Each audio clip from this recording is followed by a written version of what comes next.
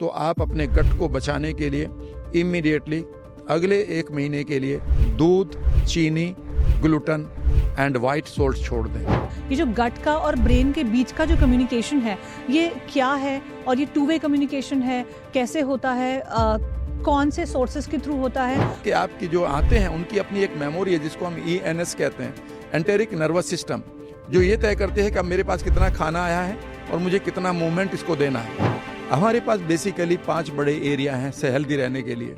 उनमें से एक, जिन लोगों का गट बैक्टीरिया बहुत अच्छा है उनकी गट इंस्टिंक्ट बहुत ही स्ट्रांग होती है, और जब भी आप लॉ ऑफ अट्रैक्शन, जब भी आप रिलेशनशिप, जब भी आप मैजिकल कोई डिसीजन लें, always listen to your gut. हमारा जो मोटापा है वो एक बैक्टीरियल डिजीज है, लेकिन हम अब तक कैलोरी डिजीज पर ही हम लड़ रहे हैं, या ये जेनेटिक है या ये मेटाबॉलिक सिंड्रोम है। प्रीबायोटिक और प्रोबायोटिक्स होते क्या हैं? कौन सा कब लेना चाहिए? तो ये सही टाइम है कि आप अपनी माइंड और बॉडी को सुनना शुरू करें, लेकिन सुनने में एक ही प्रॉब्लम आएगी कि जब भी आपको शुगर की क्रेविंग ना जाए तो वो कई बार आप लोग परेशान हो जाते हैं, उनका मूड खराब हो जाता है। तो ऐसे में उन्होंने कहा कि मौसम भी खा लें।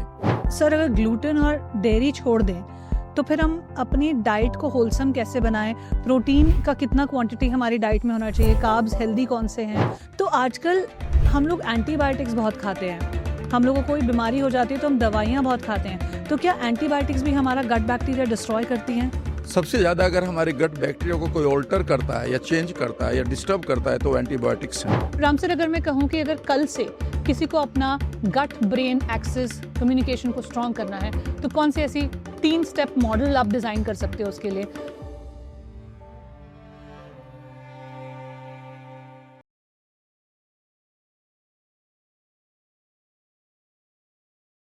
नमस्ते, the journey with in podcast में आपका स्वागत है, मेरे यानी शोभा राणा के साथ।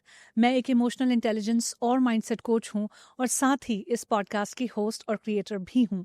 The journey with in podcast का एम है कि आपको आपकी बेस्ट लाइफ, आपकी ड्रीम लाइफ डिजाइन करने में मदद कर सकें।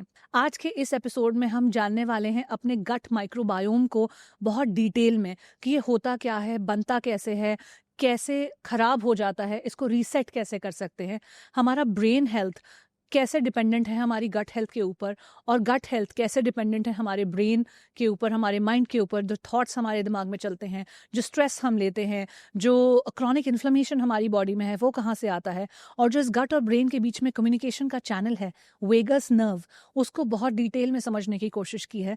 वेगस नर्व होता क्या है, इसके क्या फंक्शंस हैं हमारी बॉडी में, ये आउट ऑफ बैलेंस क्यों हो जाती है, इसको वापस बैलेंस में कैसे लेकर आया जा सकता है। ये एपिसोड एंड तक ज़रूर देखिएगा क्योंकि बहुत सारी इम्पॉर्टेंट लाइफ ट्रांसफॉर्मिंग प्रैक्टिसेस आपको यहाँ सुनने को मिलेंगी। इससे पहले कि हम आज के गेस्ट से मिलें, आप सभी से एक रिक्वेस्ट है कि अगर आपको हमारे पॉडकास्ट पसंद आते हैं तो चैनल को ज़रूर सब्सक्राइब करें, बेल आइकन को भी ज़रूर दबाएं, ताकि हम और भी बड़े बड़े गेस्ट आपके लिए इस पॉडकास्ट पर लेकर आते रहें। इन पॉडकास्ट को आप अपने सभी ग्रुप्स में, सोशल मीडिया पर शेयर कीजिए, हमें टैग कीजिए, ताकि और भी लोग हमें डिस्कवर कर पाएं और इस पॉडकास्ट की जो लाइफ ट्रांसफॉर्मिंग कॉन्वर्जेशंस हैं उनसे अपनी ज़िंदगी में बदलाव क्रिएट कर सकें। Thank you for supporting us so far. और अब आज के गेस्ट हमारे साथ हैं राम वर्मा जी, जो कि एक NLP कोच हैं, न्यूरो लिंग्विस्टिक प्रोग्रामिंग के ये कोच हैं, और ये गट और ब्रेन एक्सेस के बारे में बहुत डिटेल में, बहुत होलिस्टिक तरीके से समझाते हैं। तो चलिए मिलते हैं इनसे on the journey with in podcast.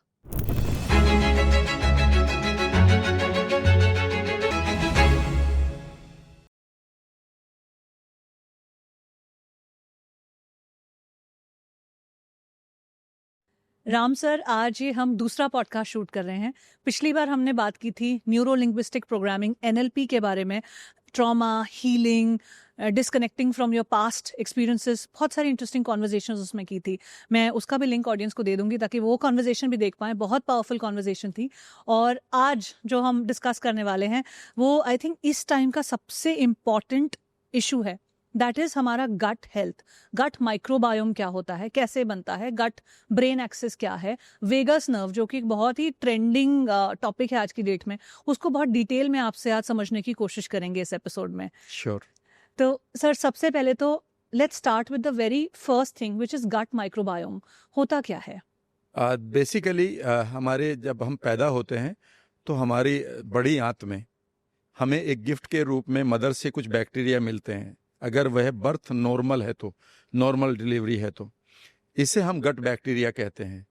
Basically जब हम बड़े होने लगते हैं तो इस गट बैक्टीरिया की जो टोटल पॉपुलेशन है वो करीब करीब 100 ट्रिलियन होनी चाहिए, यानी कि आपकी जितनी बॉडी में सेल हैं उससे भी ज़्यादा 60 ट्रिलियन सेल्स है हमारी बॉडी में, उसका 2 गुना हमारे गट के अंदर बैक्टीरिया होते हैं। इनका वेट करीब करीब 4 पाउंड होता है। ये आपके बड़े आंत में यानी कि कोलोन में अपनी जगह लेते हैं जहाँ पर कोई ऑक्सीजन नहीं है, और ये आपके साथ एक सिम्बियोटिक रिलेशनशिप तय करते हैं कि आप हमें जगह दीजिए और हम आपको जीवन देंगे। अगर हम इन गट माइक्रोबायोटा के साथ इसके बगैर जीना चाहें तो हम जी नहीं सकते। इसको अगर हम अब बात करें कि ये किस तरह से हमारा काम करते हैं, तो जितना भी आपके न्यूरोट्रांसमीटर है जिससे आपका ब्रेन चलता है, या आपके ब्रेन को जिन केमिकल्स की ज़रूरत है, वो सीरोटोनिन है, एंडोर्फिन से, या फिर आपका डोपामीन है, ये सब आपके गट माइक्रोबायोटा के यानी कि गट बैक्टीरिया के द्वारा बनाए जाते हैं।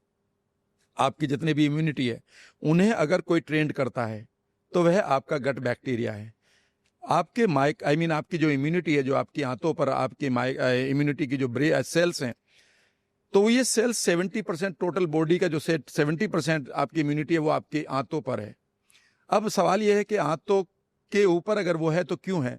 इसलिए है कि जो भी आप खाना खा रहे हैं, आपकी जो आंतें हैं, आपकी जो इंटेस्टाइन्स है, वो बेसिकली आउटर वर्ल्ड है, वो एक्सपोज्ड है बाहरी वर्ल्ड के साथ। आप खाना खाते हैं, अब किस खाने पर उनको रिएक्ट करना है, किस खाने पर रिएक्ट नहीं करना है, यह कौन तय करेगा?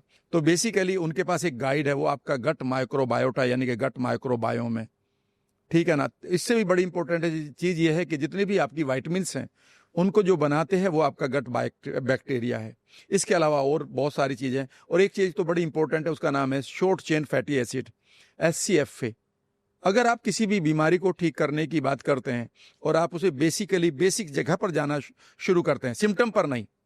अगर आप ये कहें कि साहब अगर उसको माइग्रेन हुआ है, उस आदमी को पार्किंसन हो रहा है, उस आदमी को आप ये कहते हैं जी मोटापा हो रहा है, ठीक है ना, तो हम ये सिम्टम्स हो गए। लेकिन अगर आप बेसिक चीज़ पर जाएं, जिन लोगों को ये बीमारी नहीं है, तो वहाँ पर एक चीज़ आपको आएगी, जब भी आप डीप हीलिंग को पढ़ेंगे, वो है SCFA। जिस आदमी की प्रोडक्शन SCFA की ज़्यादा है, ठीक ठाक है, याद रखिएगा, उसे कोई बीमारी नहीं हो रही है। जैसे ही हमारे गट बैक्टीरिया कम रह जाते हैं तो उस समय हमारे जो बैड बैक्टीरिया वो डेवलप हो जाते हैं और SCFA कम हो जाता है, और अगला वर्ड बनता है या अगला जो केमिकल बनता है उसको हम TMAO कहते हैं, ट्राई मिथाइल एमिनो ऑक्साइड। यह वो चीज़ है जो हमारी बॉडी में इन्फ्लेमेशन करता है, जहाँ से हमें सभी बीमारियाँ पैदा होती हैं। Inflammation is the first thing जो किसी भी बीमारी को जन्म देती है, चाहे वो आपकी बॉडी में, चाहे वो आपके ब्रेन में। तो ये आपका गट माइक्रोबायोटा है जो आपकी आंतों में पड़ा हुआ है। अच्छा, आपने बहुत सारी यहाँ पे टर्म्स बोल दी, SCFA भी है, और जो लास्ट में आपने इन्फ्लेमेशन का कॉज बताया वो भी है, TMAO। इन दोनों के बारे में भी बात करेंगे, लेकिन सबसे पहला पॉइंट जो आपने कहा कि जब आपकी डिलीवरी होती है मदर्स की, जब बच्चा बॉर्न होता है तो नॉर्मल डिलीवरी के थ्रू उसका गट माइक्रोबायोम उसको मिलता है या स्ट्रांग होता है, तो उन लोगों के बारे में क्या जिनकी C-सेक्शन डिलीवरी होती है?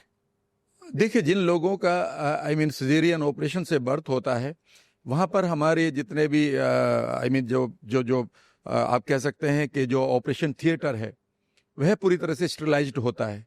इसलिए होता है कि वहाँ पर कोई बैड बैक्टीरिया ना हो, और ये ज़रूरी भी है।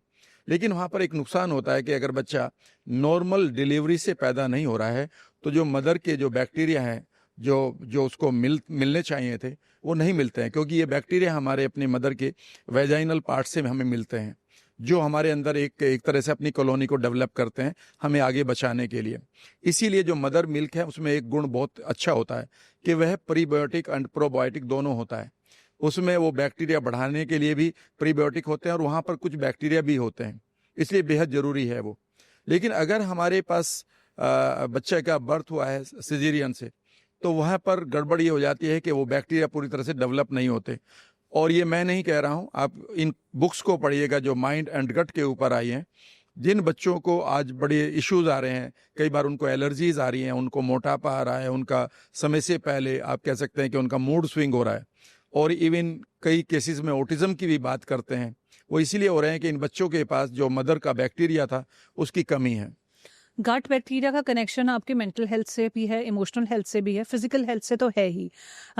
लेकिन आप कह रहे हो कि जो नॉर्मल डिलीवरी से बच्चे पैदा होते हैं उनका माइक्रोबायोम अच्छा होता है और जो सिजेरियन होते हैं उनका थोड़ा कॉम्प्रोमाइज हो जाता है, लेकिन मदर्स फीड लेने से हम कुछ वहाँ पे इम्प्रूवमेंट देख सकते हैं और कराना ही चाहिए, राइट? यस, वेरी ट्रू, बिल्कुल। जो मदर मिल्क है वो बिल्कुल आप बेहद जरूरी है बच्चे के लिए। अगर वो बैक्टीरिया कम भी रह गए हैं तो वहाँ से थोड़ा सा कंपनसेट हो सकते हैं। लेकिन हमें एक चीज़ का ध्यान रखना चाहिए कि हमें ये पता होना चाहिए, हम सब लोगों को, चाहे वो किसी भी एज का है, कि इस माइक्रोबायोटा को हमें बचाए रखना है। और हमें ये भी पता है, होना चाहिए कि इन्हें मारता कौन है या इसको बर्बाद कौन करता है। अगर हमें इतनी नॉलेज मिल जाए तो हम अपने मेंटल और फिजिकल दोनों तरह के डिसऑर्डर को पूरी तरह से कंट्रोल कर सकते हैं। हमारे पास बेसिकली 5 बड़े एरिया हैं हेल्दी रहने के लिए। उनमें से एक है इम्यूनिटी। याद रखिएगा, जितनी भी हमारी इम्यूनिटी है वो गाइडेड होती है इन्हीं बैक्टीरिया के द्वारा। यही बैक्टीरिया बताते हैं कि ये फूड बेसिकली हमारे लिए फ्रेंडली है, तो उस पर उनको रिएक्ट नहीं करना है। ऐसे में अगर वो बैक्टीरिया हमारे पास नहीं है तो हमारी इम्यूनिटी इवन गुड फूड के साथ भी सेंसिटिव या एलर्जिक हो सकती है और हम अच्छा खाने के बावजूद भी एलर्जिक हो सकते हैं। दूसरी चीज़ है हमारे पास हार्मोन। कैन यू बिलीव कि जितना भी हमारा हार्मोनल इम्बैलेंस है उसको बैलेंस करने के लिए इन गट बैक्टीरिया के द्वारा, गट बैक्टीरिया का मतलब है जो पॉजिटिव गट बैक्टीरिया है, इनके द्वारा एक केमिकल रिलीज होता है जिसका नाम है बीटा ग्लूक्यूरोनाइडेस। ये बहुत ही इंपॉर्टेंट फैक्टर है। यही हमें तय करता है कि हमारे हार्मोन राइट प्रोपोर्शन में, राइट क्वांटिटी में हमारी बॉडी में जाने चाहिए। अगर हमारा हार्मोन एस्ट्रोजन स्पेशली अगर कम है तो पीसीओएस, पीसीओडी और बालों का आना, एक्ने या ब्लीडिंग ज़्यादा होना लेडीज में इसका कारण बनता है। अगर वो ज़्यादा बन रहा है तो फिर यूट्रस की बहुत सारी प्रॉब्लम है। एस्ट्रोजन हमारे लिए ज़रूरी है और क्योंकि वो हमारी हड्डियों को, हमारे बालों को, स्किन को हेल्दी रखता है, लेकिन वो तभी हमारे लिए राइट क्वांटिटी में निकलेगा जब हमारे गट बैक्टीरिया उस केमिकल को रिलीज करें जिसका नाम है बीटा ग्लूक्यूरोनाइडेस। तीसरी चीज़ है जेनेटिक लेवल पर। याद रखिएगा, हमारी यही माइक्रोबायोम, जीनोम एंड माइक्रोबियोम, यानी कि हमारी गट के अंदर अपने आप में एक वर्ल्ड है पूरा का पूरा जीन का। हमारी बॉडी में 23,680 जीन है, लेकिन क्या आप जानते हैं कि आपके गट के अंदर, एक किताब में लिखा है कि 22 मिलियन है, यानी कि 20 लाख है, एक ने लिखा है 4.4 मिलियन है और एक ने तो अप टू 70 मिलियन लिखा है। ये डिपेंड करता है कि आपके गट की कितनी बढ़िया हेल्थ है और कितनी अच्छी डाइवर्सिटी है। यानी कि ये तय करते हैं कि आपकी जीन को किसको टर्न ऑन करना है या टर्न ऑफ करना है। और ये पाया गया है कि जिन लोगों के पास ये गट बैक्टीरिया की पॉपुलेशन एंड डाइवर्सिटी जितनी बेहतर होगी उतना ही आपका जेनेटिक एक्सप्रेशन बेहतर होगा। चाहे वो आपकी कोलाजन के लिए है, चाहे वो आपके बायोटिन के लिए है, चाहे वो आपके मूड के लिए है, चाहे वो आपकी हीलिंग के लिए है। इतना ही नहीं, इवन आपका जो मेटाबॉलिक सिंड्रोम है, जिनको आप मोटापा कहते हैं, डायबिटीज़ कहते हैं या कार्डियोवास्कुलर डिजीज़ कहते हैं, इन पर भी इनका सबसे बड़ा रोल है, क्योंकि ये आपके अंदर, बॉडी के अंदर जितना भी इन्फ्लेमेशन है उसको काउंटरैक्ट करने के लिए, उसको बिल्कुल काउंटर करने के लिए SCFA का रिलीज यही करते हैं। अगर ये नहीं है तो फिर आप इन्फ्लेम्ड होंगे ही होंगे और आप बीमारी के शिकार हो जाएंगे। इन्फ्लेमेशन जो है उसका बेसिक मतलब क्या है? बॉडी में इन्फ्लेमेशन कैसे शो अप करता है और डिजीजेस में कैसे बदलती हैं? देखिए, फॉर एग्जांपल, जब भी आप किसी भी, हर टाइम आपके पास आप एक, देखिए, हर टाइम आप एक एक्सपोजर को फेस कर रहे हैं। मान लेते हैं आपने खाना खाया और वो खाना आपके गट के लिए अच्छा नहीं था या आपके गट सेंटर उस पर रिएक्ट कर रहे हैं, तो वो क्या करेंगे? एक रिएक्शन देंगे। जैसे ही वो रिएक्शन दे देंगे तो आपकी जो इम्यून सिस्टम है वह एकदम से इम्यूनिटी को एक्टिव कर देगा। वहाँ पर आप कह सकते हैं कि इम्यूनिटी के जो सोल्जर्स हैं लेमन लैंग्वेज में, वो वहाँ पर अटैकिंग मोड में आ जाएंगे। यानी कि आपके अंदर एक इन्फ्लेमेशन आ चुका है, बॉडी के अंदर एक अनवांटेड एनवायरनमेंट पैदा हो चुका है और आपका इम्यून सिस्टम उससे लड़ने के लिए तैयार हो चुका है। इसे हम इन्फ्लेमेशन कहते हैं। कैन यू बिलीव कि आपका जो लोगों का जो मोटापा है वो क्यों है? कई बार आप लोगों से कहेंगे या लोग आपसे कहेंगे कि जी मैं तो पानी पीने लगा हूँ फिर भी मोटापा नहीं घटता, मेरी बैली का फैट नहीं जा रहा। पता है आपको एक चीज, अगर आप एक किताब को पढ़ें जिसका नाम है 10% ह्यूमन, उसमें पहले ही चैप्टर में ये पाया गया, और वो एक इंडियन डॉक्टर ने ढूंढा है जिनका नाम है doctor Nikhil Dhurandhar. Now he has shifted to USA, आप कभी भी गूगल कर लीजिएगा। उन्होंने पाया है कि हमारा जो मोटापा है वो एक बैक्टीरियल डिजीज है, लेकिन हम अब तक कैलोरी डिजीज पर ही हम लड़ रहे हैं, या ये जेनेटिक है या ये मेटाबॉलिक सिंड्रोम है। उन्होंने पाया है कि अगर आप स्ट्रेस्ड हैं बहुत ज़्यादा, और स्ट्रेस होने के कारण आपके अंदर इन्फ्लेमेशन होगा ही होगा, यानी आपकी बॉडी रिएक्टिव जोन में जाएगी, तो आपकी जो फैट सेल है अगर वो रिएक्टिव जोन में चली गई तो आपकी जितनी भी इम्यूनिटी है वो अपनी वाइट ब्लड सेल्स को वहाँ भेजती है उस इन्फ्लेमेशन को काउंटर करने के लिए, अटैक करने के लिए, या उसको हील करने के लिए। और हमारी फैट सेल बेसिकली भर जाती है हमारी वाइट ब्लड सेल से, वो फैट नहीं है। इस तरह से अगर आप किसी भी बीमारी को देखें, अगर आपको इन्फ्लेमेशन हो रहा है और आपके पास SCFA नहीं है, शॉर्ट चेन फैटी एसिड नहीं है, स्पेशली उसमें भी ब्यूटरेट नाम का एक जो SCFA वो सबसे इंपॉर्टेंट है कि जब भी आप बुक्स को पढ़ेंगे तो आपका ब्रेन बेसिकली इन्फ्लेम्ड होना शुरू हो जाएगा, आपका मूड स्विंग होना शुरू हो जाएगा, आपकी नींद गायब हो जाएगी, आप डिप्रेशन के शिकार हो जाएंगे, और यहीं से ये बीमारियां बढ़ती हुई हमारी ब्रेन डिजेनरेटिव डिजीज के रूप में हमारे सामने आने लगती हैं। तो जैसे आपने बताया कि इन्फ्लेमेशन की जो डेफिनेशन आपने बताई है उससे समझ में आता है कि बॉडी में इन्फ्लेमेशन होना ज़रूरी है, क्योंकि वो एक इंडिकेशन होता है कि कुछ ना कुछ आपके बॉडी के एनवायरनमेंट में नॉर्मल नहीं है और वहाँ पे फाइट शुरू हो जाता है, वाइट ब्लड सेल्स या आपकी बॉडी की इम्यूनिटी उससे फाइट करने लगती है। ये तो हो गया एक हेल्दी तरह का इन्फ्लेमेशन जो एक सिग्नल का काम कर रहा है, आपको बता रहा है that something is not okay. ये इन्फ्लेमेशन जब क्रॉनिक हो जाता है, जब ये हमेशा रहता है, तो जिस तरह की बीमारियां आप बता रहे हो वो सारी बीमारियां आती हैं। कुछ फिजिकल बीमारियां हैं, कुछ मेंटल हैं, जो आपकी ब्रेन और ब्रेन डिजेनरेटिव डिजीजेस के बारे में भी आपने बताया। इससे पहले कि हम ब्रेन डिजेनरेटिव डिजीजेस या फिर ये फिजिकल और मेंटल डिजीजेस को एक्सप्लोर करें sir, I want to talk about the gut brain axis. ये जो गट का और ब्रेन के बीच का जो कम्युनिकेशन है ये क्या है, और ये टू वे कम्युनिकेशन है, कैसे होता है, कौन से सोर्सेज के थ्रू होता है, और इस कम्युनिकेशन में क्या क्या इश्यूज आ जाते हैं जिस वजह से हमको डिजीजेस होते हैं। अगर आप और पहले जाएं और आप बच्चे के डेवलपमेंट को देखें मदर के वोम में, वहाँ पर याद रखिएगा माइंड एंड गट दोनों एक ही सेल से शुरू होते हैं और बाद में ये अलग हो जाते हैं, और इनको जोड़े रखता है एक पर्टिकुलर एक नर्व, जिसको हम वेगस नर्व कहते हैं। माइंड एंड गट एक दूसरे को मिरर करते हैं। अगर आपके माइंड के अंदर खूबसूरत विचार या थॉट चल रहे हैं and you are in a very good state, यह मैसेज आपके नर्व सिस्टम के यानी कि आपकी वेगस नर्व के द्वारा आपके गट को पहुंच जाता है। आपका गट उसी तरह के हार्मोन रिलीज करने लगता है। आपका गट बेसिकली, जिसको आप अपनी आंतें कहते हैं या मुंह से शुरू होता है और जो एलिमिनेशन पार्ट तक जाता है, वहां पर 4 बड़ी चीजें हैं। आप ये मात्र इसको आप पाइप मत समझिए। पहली चीज है कि हमारी जो आते हैं वहां पर कुछ एक हार्मोनल सेंटर्स हैं जो इमीडिएटली हार्मोन्स को रिलीज करते हैं। गट आपका सबसे बड़ा हार्मोन प्रोड्यूसिंग सेंटर है। वो आपका थायराइड नहीं है, वो आपकी थाइमस नहीं है, वो आपकी हाइपोथैलेमस नहीं है, वो आपकी पिनियल ग्लैंड नहीं है। सबसे बड़ा जो हार्मोनल सेंटर है वो हमारा गट है। पहली बात ये समझिएगा। और बेसिकली जितने भी हमारे एंडोक्राइन सिस्टम है वो हमारे थॉट पर काम करते हैं। उनको कोई और चीज नहीं है, जो भी आप सोचेंगे वही पूरा हो जाएगा। इस समय आप ये सोच लें कि मेरा फेवरेट फूड क्या है, मुंह में पानी आ जाएगा। अगर कोई आदमी किसी फैंटेसी में जाता है, स्पेशली जब इंटीमेसी की फैंटेसी है, तो याद रखिएगा हमारी सेक्सुअल ग्लैंड इमीडिएटली उस हार्मोन को रिलीज करके उन अंगों को दे देती है जो एक्टिवेट हो जाते हैं। यानी कि हमारा थॉट जो है वह हमारे एंडोक्राइन सिस्टम के ऊपर बेहद इंपॉर्टेंट काम करता है। लेकिन यह फार्मास्यूटिकल इंडस्ट्री या मेडिकल साइंस में इसे नेग्लेक्ट किया गया है। हमारे पूर्वजों ने इसे बहुत पहले समझ लिया था। जितने भी हमारे एनर्जी चक्र है उन्हें शांत करने के लिए एनर्जी हीलिंग दी जाती थी, जिसको हम चक्रा हीलिंग कहते थे। ये एनर्जी जो साइकिल है या सर्कल्स हैं या एनर्जी चक्राज हैं, ये कुछ और नहीं है, ये हमारी ग्लैंड्स हैं। उन्होंने मान लिया था कि हर थॉट को हमारी ग्लैंड्स बेसिकली सीरियसली लेती है। तो जो भी आपके माइंड में चल रहा है, वेगस नर्व इमीडिएटली उसको आपकी ग्लैंड्स को दे देगी। ये पहला पार्ट है। दूसरा पार्ट वेगस नर्व से जुड़ा हुआ है आपका 70% इम्यून सिस्टम जो आपकी आंतों के ऊपर है। यानी कि पूरी बॉडी में समझ लीजिएगा, अगर 100% हमारे इम्यून सिस्टम है तो 70% अकेले आपकी आंतों पर है, क्योंकि आप हर टाइम कुछ ना कुछ खा रहे हैं, पी रहे हैं। वो खाना बेकार के बैक्टीरिया, बेकार का विष आपकी बॉडी में ना चला जाए आपकी गट लाइनिंग के द्वारा। वहां पर इमीडिएटली हमारे पास द्वारपाल यानी कि गेट कीपर्स बैठे हैं और वो लड़ते हैं, उसको न्यूट्रलाइज करते हैं। उसके बाद 30% पूरी इम्यूनिटी आपकी सिस्टम में है।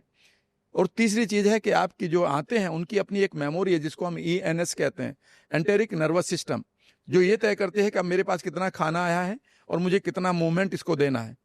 अगर खाना गलत आ गया तो वो तो या तो वापस भेजेगी या तेज से बाहर आगे कर देगी ताकि वो एक डायरिया के रूप में बाहर निकल जाए। इसे हम पेरिस्टाल्टिक मूवमेंट कहते हैं। लेकिन ये तो तीनों चीज हमारे गट के अंदर हैं जो हमें हमारे डॉक्टर्स ने देख लिया है। लेकिन एक चौथी चीज है जिसको नहीं देखा था, वह था गट बैक्टीरिया।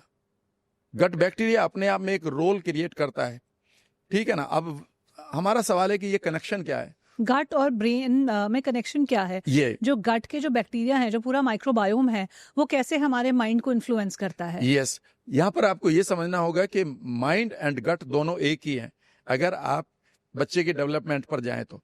और वो सिर्फ दो जगह पर आपको दिखाई दे रहे हैं, वो एक ही है और वो वेगस नर्व से जुड़े हैं। पहले हमें वेगस नर्व को समझना होगा। देयर इज अ नर्व, ठीक है ना, उसका वो सभी अंगों के साथ जुड़ी हुई है बेसिकली, जो मेजर पार्ट से इतना समझिएगा कि लेमन लैंग्वेज के लिए। लेकिन वो गट के साथ उसका पूरी तरह से 2 वे कम्युनिकेशन है।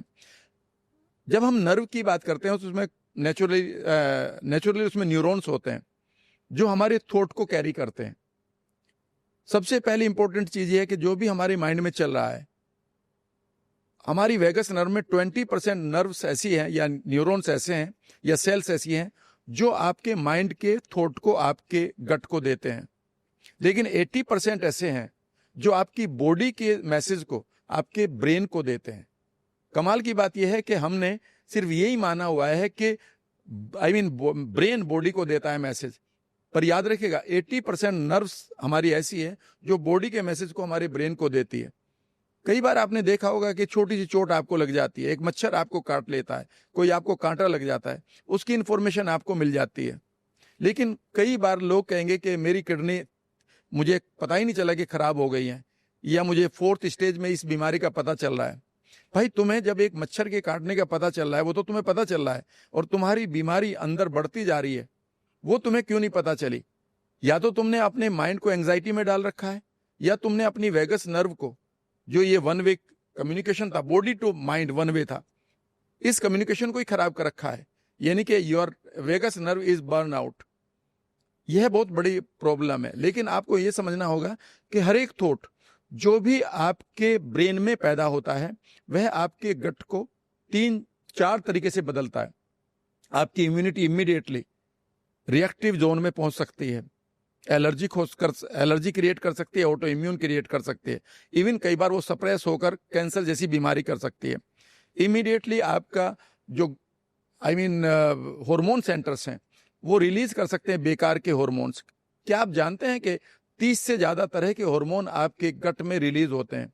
अगर आप खाना खाते हुए बेकार की न्यूज सुन रहे हैं, बेकार का कोई कंटेंट पढ़ रहे हैं, या किसी डिस्कशन में चले गए हैं, या एक ऐसी मेमोरी को याद कर रहे हैं जो आपके लिए फ्रूटफुल नहीं है, उस समय आपके गट के अंदर कौन से हार्मोन निकलेंगे? नेगेटिव, जो अनवांटेड है, और उसी के साथ आप खाना भी खा रहे हैं। इसीलिए कहा जाता है कि वो खाना आपके लिए बेकार है, विष बन जाएगा। Your food feeds your state. आपका खाना बेसिकली आपकी मनोदशा को फीड करता है। इसीलिए हमारे पूर्वज ये कहा करते थे कि खाना खाते हुए आप हमेशा शांत रहें। ये दूसरी चीज है। आपके माइंड का जो थॉट है, तीसरी चीज है, वो आपकी पेरिस्टाल्टिक मोमेंट को बदलता है। अगर बहुत एग्रेसिव है तो यह बहुत तेज हो जाएगा, और अगर आप डिप्रेशन में चले गए तो ये हल्का पड़ जाएगा और आप कॉन्स्टिपेशन के शिकार हो जाएंगे। इतना ही नहीं, जैसे ही आपका थॉट बदलेगा और आपके गट में जो आपके फाउंटेन्स ऑफ द हार्मोन है वो चेंज हो जाएंगे, आपका जो गट बैक्टीरिया है वह डिफरेंट तरीके से बिहेव करने लगेगा, वह सर्वाइवल में आ जाएगा। हमने इस लेवल तक पढ़ना होगा। इतना ही नहीं, इसका उल्टा भी है। अगर आपने कोई गलत खाना खाया और आपके सेंसर ने और आपके बैक्टीरिया ने उसे पाया कि यह अनवांटेड है, यद्यपि वो खाना हो सकता है कि आपके डाइटिशियन ने लिखा हो, पर जरूरी नहीं है। डाइटिशियन बेसिकली अपनी डाइट के बारे में और उसके कंटेंट की कितनी प्रोटीन है उसके बारे में जानता है, पर वो मेरे गट सेंटर के बारे में नहीं जानता। हो सकता है कि आपके लिए एक चीज बहुत अच्छी हो, वही चीज मेरे लिए रिएक्टिव हो। तो हाउ कैन ये तो सब्जेक्टिव हुआ। तो जैसे ही आपके गट के सेंसर से उसे पकड़ा कि ये खाना मेरे पास आ गया है, अब ये इंफॉर्मेशन आपकी वेगस नर्व के द्वारा आपके माइंड को दी जाएगी, और माइंड इमीडिएटली, इसे हम गट सेंसेशन कहते हैं, यहाँ से मुझे पता चला कि मेरे पास गलत आ गया है, मेरा ब्रेन इमीडिएटली रिएक्टिव जोन में जाएगा और वो है उसे इंफॉर्मेशन देगा, या तो इसे बाहर फेंको, या इसे आगे बढ़ाओ, या अब इसको रोक लो। और आप आपकी जो आते हैं या तो डायरिया क्रिएट करेंगे, या कॉन्स्टिपेशन, या वॉमिटिंग। इसे हम गट रिएक्शन कहते हैं। इसी को हम इंस्टिंक्ट का नाम भी देते हैं। बेसिकली ये दोनों जुड़े हुए हैं। कई बार आप देखेंगे शोभा कि आप किसी आदमी को मिलते हैं, ठीक है ना, और अचानक आपको एक सेंसेशन क्रिएट होती है, oh this is the person, oh this is not the person. The stomach exactly जो बोलते हैं, जब हम कहते हैं गट फीलिंग। इवन कोई बार डिसीजन आप लेते हैं, आपके गट बैक्टीरिया में एक बुक में पढ़ रहा था, और ये मेरी फर्स्ट हैंड इंफॉर्मेशन है, सुनी हुई नहीं, क्योंकि जितनी चीजें मैंने पढ़ ली हैं वो हजारों पेजेस की हो चुकी हैं। इवन अगर आपके बचपन में आपकी कुछ एक वैल्यूज थी कि भैया मुझे अपने माता पिता की सेवा करनी चाहिए, ये बहुत अच्छे रिलेशनशिप रखना चाहिए, और ये ट्रेनिंग आपने माइंड को दी। याद रखिएगा, आपका माइक्रोबायोटा आपकी हाथों की लकीरों की तरह बिल्कुल यूनिक है। अगर आप बाहर से बैक्टीरिया भी लेते हैं, जो मैं कांजी से दिलवाता हूं, वो उनको ट्रेंड करते हैं बाकायदा कि दिस इज आवर वैल्यू। जैसे आप आपके घर में कोई मेहमान आ जाए तो पहले ही बता दिया जाता है ये हमारी वैल्यूज हैं, इस समय उठना है, इस समय रहना है, या जो भी करना है, रूल हो जाते हैं। अगर आप बचपन में आपके पास कुछ एक वैल्यूज हैं, तो ये वैल्यूज आपके गट के बैक्टीरिया को पता है। और एक दिन ऐसा हुआ कि आप किसी जगह पर थी और अचानक आपने किसी लड़के को या लड़की को देखा, भले ही वो आपकी कितनी अच्छी फ्रेंड हो, और उसने अपनी मदर को कुछ गलत बोल दिया, immediately your gut feeling will tell she is not my good friend. पता है, इसको माइंड नहीं देख रहा है, उसको आपको गट बता रहा है। इसीलिए याद रखिएगा, जिन लोगों का गट बैक्टीरिया बहुत अच्छा है, उनकी गट इंस्टिंक्ट बहुत ही स्ट्रांग होती है। और जब भी आप लॉ ऑफ अट्रैक्शन, जब भी आप रिलेशनशिप, जब भी आप मैजिकल कोई डिसीजन लें, ऑलवेज लिसन टू योर गट।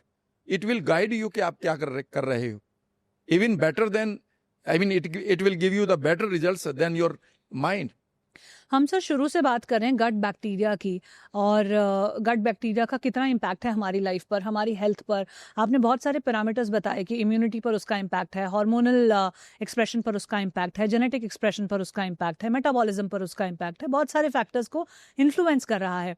तो आजकल हम लोग एंटीबायोटिक्स बहुत खाते हैं, हम लोगों को कोई बीमारी हो जाती है तो हम दवाइयाँ बहुत खाते हैं। तो क्या एंटीबायोटिक्स भी हमारा गट बैक्टीरिया डिस्ट्रॉय करती हैं?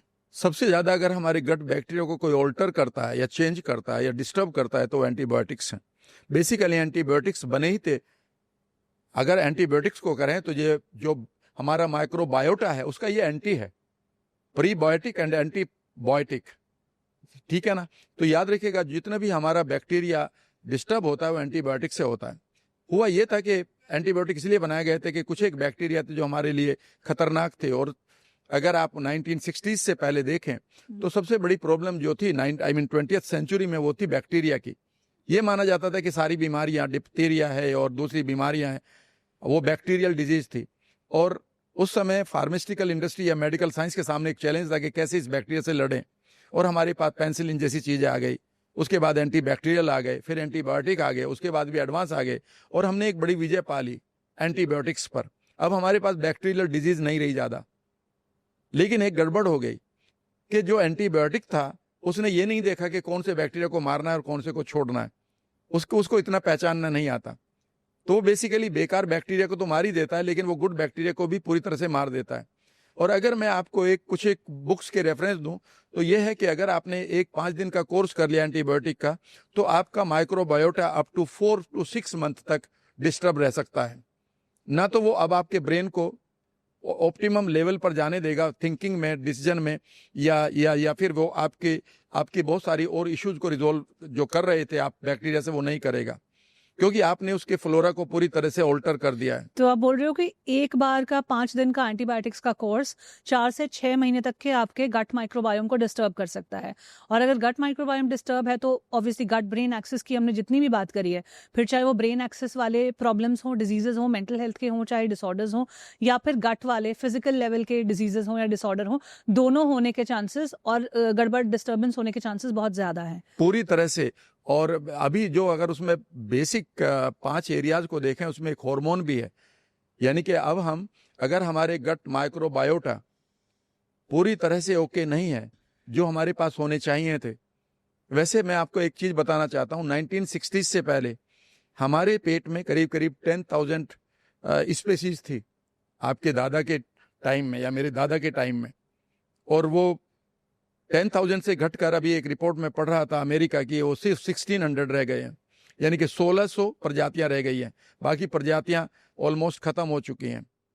It is one of the reasons कि हम बहुत सारे ऐसे इश्यूज को रिजोल्व फेस कर रहे हैं जो हमारे हमारे सामने आ रहे हैं, क्योंकि हमारे पास वो पॉपुलेशन ही नहीं है। राम सर, मैं ये कॉन्वर्जेशन अभी अपनी मदर के साथ भी कर रही थी कि जो मेरी मदर है उनकी जनरेशन के जितने भी लोग हैं और उनसे प्रीवियस जनरेशन के जितने लोग हैं, उनको फीवर, कफ, कोल्ड जैसी बीमारियां होती ही नहीं है। मतलब मेरी मदर शायद 4-5-6 साल में कभी एक बार फीवर आता होगा या उसमें भी नहीं आता है।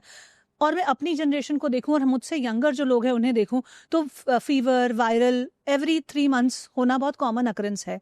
तो क्या एंटीबायोटिक्स का ओवर यूसेज भी एक रीजन है कि हमें ज्यादा कफ, कोल्ड, फीवर से हम सेंसिटिव हो गए हैं in comparison to the previous generation? जितनी भी बुक्स मैं गट एंड माइंड कनेक्शन के ऊपर पढ़ रहा हूँ, और मैं ये कह सकता हूँ कि शायद अब कोई किताब बच रही होगी या बच रही होगी तो कोई पेपर्स बच रहे होंगे। मैं ये बताना चाहता हूँ कि 1950s तक हमारे यहाँ मोटापा नहीं था, हमारे पास डीजनरेटिव डिजीज नहीं थी। 2004 के बाद या 2005 के बाद अल्जाइमर्स जैसी एकदम से जानलेवा बीमारियों का एक फुल ब्लोन हम अटैक के शिकार हो रहे हैं।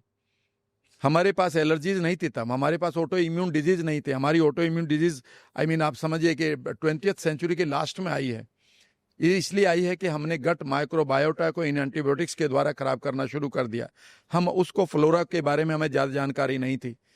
और ये जरूरी है कि अगर आप किसी भी डिजीज को या मेंटल डिसऑर्डर को एक बार फिर हील करना चाहते हैं तो आपको अपने माइंड को और अपने गट को एक बार फिर नए तरीके से समझना होगा। ये मात्र एक पाइप नहीं है, यहाँ पर पूरा एक वर्ल्ड है जो आपके, और मैं एक बात बताना चाहता हूँ कि आपका जो माइक्रोबायोटा है वो आपके माइंड को हैक कर लेता है। यानी कि बहुत सारी जगह पर यह देखा गया है, जब भी आप माइंड गट कनेक्शन पढ़ेंगे तो उसमें यह भी बताया जाता है कि अगर आपके पास कुछ एक बैक्टीरिया है या नहीं है तो आप कैसे बिहेव करेंगे। There is a bacteria called toxoplasma gondii. अगर ये हमारे पास आ जाता है और ये एक्टिव हो जाए, और ये एक्टिव कब आता है? जब हमारे गुड बैक्टीरिया नहीं रहते हैं, तो याद रखिएगा ये आत्महत्या करने के लिए मजबूर कर देता है। उन चूहों को, उन रैट्स को जिनके पास स्टेरलाइज्ड आते रखी उनको, और उनके पास ये गट बैक्टीरिया उनको दिया गया टॉक्सोप्लाज्मा गोंडाई, तो उन्होंने जो पहले वो बिल्ली से डर रहे थे, बाज से डर रहे थे, सांप से डर रहे थे, उन्होंने ऐसा गेम खेलना शुरू कर दिया कि वो खुले में गए ताकि उनको ईगल अटैक करे। जहां सांप उनको दिखाई दे रहा उसकी तरफ जाने लगे, बिल्ली के तरफ जाने लगे ताकि वो उनके ऊपर अटैक करे। और जब इस जानकारी को आगे स्टडी किया गया तो let me tell you a very चौंकाने वाली बात, ऐसे लोगों को एग्जामिन किया गया जो एडवेंचरस वे में ड्राइव करते हुए या कोई एक्टिविटी करते हुए मारे गए, और पाया गया कि क्या उनके पास टॉक्सोप्लाज्मा गोंडाई तो नहीं है। और आप चौंक जाएंगे इसका आंसर क्या है। Yes, it was there. मतलब ह्यूमंस में भी ये पाया जाता है बिल्कुल। और ये अगर एक्टिव हो जाए तो हम बिना मतलब एडवेंचरस होने लगते हैं लाइफ में, अपने ड्राइव तेज से करेंगे या कोई ऐसा गेम खेलेंगे कि हम बर्बाद हों। रिस्क टेकिंग बहुत ज्यादा बढ़ जाती है। इसके अलावा एक बैक्टीरिया और भी है, जब मैं उसको पढ़ रहा था, डॉक्टर विलियम डेविस की बुक है super gut. I think everybody must read it. अगर वो हमें ये पढ़ लेनी चाहिए, क्योंकि ये जो खूबसूरत चीजें हमें दी जा रही हैं वो कोई भी दे। उसमें लिखा है कि क्या आप जानते हैं कि आज रिश्ते क्यों टूट रहे हैं, हमारी एम्पैथी क्यों नहीं रही, क्यों हम रिश्तों से मन भर जाता है? वो इसीलिए कि हमारे पास जो रिश्तों को निभाने के लिए जो जितना हमारे पास एम्पैथी केमिकल होना चाहिए, जिसको हम ऑक्सीटोसिन कहते हैं, वो हमारे गट में बनता है। और वो गट को बनाने के लिए एक पर्टिकुलर बैक्टीरिया की जरूरत है, उसका नाम है लैक्टोबैसिलस रोटेरी, और ये सिर्फ 4% लोगों के पास रह गया है। तो यानी कि इतने कम लोगों के पास एम्पैथी है, बस इतने लोगों के पास एम्पैथी। ये कैसे ढूंढे ये 4% वाले लोग? अगर हमें अपना पार्टनर चूज करना है, अपने एम्प्लॉइज चूज करने हैं या दोस्त चूज करने हैं, तो कैसे ये 4% लोग? ये बहुत बढ़िया सवाल है। और अगर आप इसके लिए थोड़ा सा भी काम करें तो सब लोगों को यही कहें कि चलिए, अगर हम रोजाना एक छोटा सा वो लेते हैं रेजोल्यूशन कि हम इन बैक्टीरिया को बढ़ाने की कोशिश करेंगे, और आप जो गट को मारने वाली चीजें हैं उनसे बचें। एक उसमें है माइंड, यानी कि अगर आप स्ट्रेसफुल हैं तो आपके जो बेकार के हार्मोन वो आपके गट बैक्टीरिया को नुकसान पहुंचाएंगे। दूसरा है आपका जंक फूड, तीसरा है कुछ एक खाना जो आप खा रहे हैं उनमें डेयरी एक है और उसमें ग्लूटेन दूसरा है। तीसरा है उसमें इमल्सीफायर्स जो बेसिकली आपको मिलते हैं आइसक्रीम में या कई बार सॉसेज में मिलते हैं, और एंटीबायोटिक प्लस आपके दूसरे एनाल्जेसिक्स भी हैं जो हमारे पेन किलर हैं। इनको ना मारें अपने गट बैक्टीरिया को, और बढ़ाने के लिए सबसे ज़्यादा इंपॉर्टेंट है कि आप खूब फाइबर खाएं और प्रीबायोटिक को आप पहचानें। ये आपके लिए उतना ही ज़रूरी है जितना आप IIT की इंजीनियरिंग की तैयारी करते हैं, या फिर कैसे आप अपने काम को बढ़ाएं, कैसे पैसे को बढ़ाएं। आजकल हम ये बहुत कर रहे हैं कि कैसे पैसे को बढ़ाएं, कौन से शेयर में पैसा लगाएं। भैया ये भी देख लो कि किस बैक्टीरिया को आप बचाएं। हाँ, ये आपके कैसे लिए आप ज़्यादा अपने गट इंपॉर्टेंट है, बैक्टीरिया अपने को बच्चों के इम्प्रूव लिए। करें। आपने कुछ चीज़ें बताई जो गट बैक्टीरिया को हार्म करती हैं, उसको नुकसान पहुंचाती हैं, वहाँ पे ध्यान देना चाहिए। उससे भी ज़्यादा इंपॉर्टेंट है मुझे लगता है दूसरी बात है कि हमें गट बैक्टीरिया को कैसे इम्प्रूव करना है, जिसमें आपने फाइबर्स का इंटेक बताया, प्रीबायोटिक और पोस्टबायोटिक प्रोबायोटिक्स की कॉन्वर्जेशन जो है वो भी काफ़ी इंपॉर्टेंट है। सर सबसे पहले प्रीबायोटिक और प्रोबायोटिक्स होते क्या हैं, कौन सा कब लेना चाहिए, और क्या एज ग्रुप या जेंडर स्पेसिफिक भी कुछ होते हैं, क्या कोई भी कभी भी कुछ भी ले सकता है? अगर मैं प्रीबायोटिक की बात करूं तो ये फाइबर ही है, डाइटरी फाइबर, और जितना भी सोल्यूबल फाइबर है बेसिकली वो हमारे बैक्टीरिया के लिए वहाँ तक पहुँचता है। इनकी खास बात ये होती है कि ये वो फाइबर है जो आपके स्टमक में आपके हाइड्रोक्लोरिक एसिड से डाइजेस्ट नहीं होता। ये आपकी छोटी आंत में जाकर भी डाइजेस्ट नहीं होता, और ये जो कहती हूँ कोलोन में पहुँच जाता है, यानी कि बड़ी आंत में पहुँच जाता है। ये बहुत बेहद इंपॉर्टेंट है आपके लिए। अगर आप इसके बारे में जानकारी नहीं रखते हैं तो आपके जितने भी बैक्टीरिया हैं वो एक बहुत बड़े नुकसान से गुजरते हैं कि वो भूखे रहते हैं, और भूख में वो एक काम करते हैं, वो आपकी गट लाइनिंग को खाना शुरू कर देते हैं। लीकी गट सिंड्रोम जिसे लीकी बोलते गट हैं। सिंड्रोम फिर होता है, और जितनी भी ऑटो इम्यून डिजीज हैं उसमें से 90% डिजीज इसलिए एलर्जीज और ऑटो इम्यून, क्योंकि आपकी जो गट लाइनिंग है वो कॉम्प्रोमाइज्ड हो चुकी है और बेकार के बैक्टीरिया एंटर कर रहे हैं। इवन इतना ही नहीं, जब आपकी गट लाइनिंग खराब हो जाती है तो आपके जो बैड बैक्टीरिया का जो मेटाबोलाइट है या रिजल्ट प्रोडक्ट है उसे हम LPS कहते हैं, एंडोटॉक्सिन्स कहते हैं, वह आपके ब्लड में जाते हैं और वो सबसे ज़्यादा तबाही मचाते हैं। जहाँ जहाँ वो जाएंगे तबाही मचाएंगे। अगर वो लीवर में चले गए तो लीवर खराब करेंगे, किडनी में गए तो किडनी, या बालों में गए तो बाल खराब, आपके हार्ट, ये जहाँ पर भी जाएंगे LPS कहते हैं हमें, लाइपोपॉलीसेकेराइड या endotoxins, they are very very dangerous. ये सबसे ज़्यादा इन्फ्लेमेशन क्रिएट करते हैं, और इनको हैंडल करने के लिए आपकी इम्यूनिटी 24/7 रिएक्टिव मोड में रहती है और इनका कुछ नहीं बिगाड़ पाती।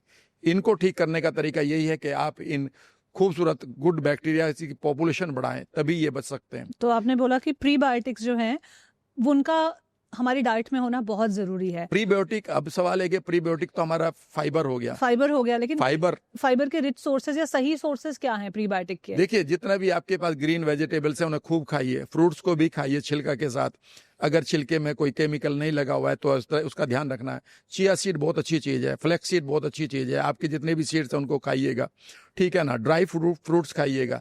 और अगर आप प्रीबायोटिक आपके पास कम है तो आप एक चीज़ को देखिएगा, वो बहुत हमारे पास पहले मिला करती थी, अब तो वो भी हमारे लिए कमोडिटी हो गई। आप कभी एक अपने बुजुर्गों से पूछिएगा कि बकरी, ऊंट, गाय जंगल में सबसे ज्यादा क्या खाती थी? वो खाती थी बबूल, कांटे, ठीक है ना। हमारे पास बबूल का एक प्रोडक्ट होता है जिसको हम गोंद कहते हैं, इसे इंग्लिश में अकेसिया कहा जाता है। Acacia is the best prebiotic.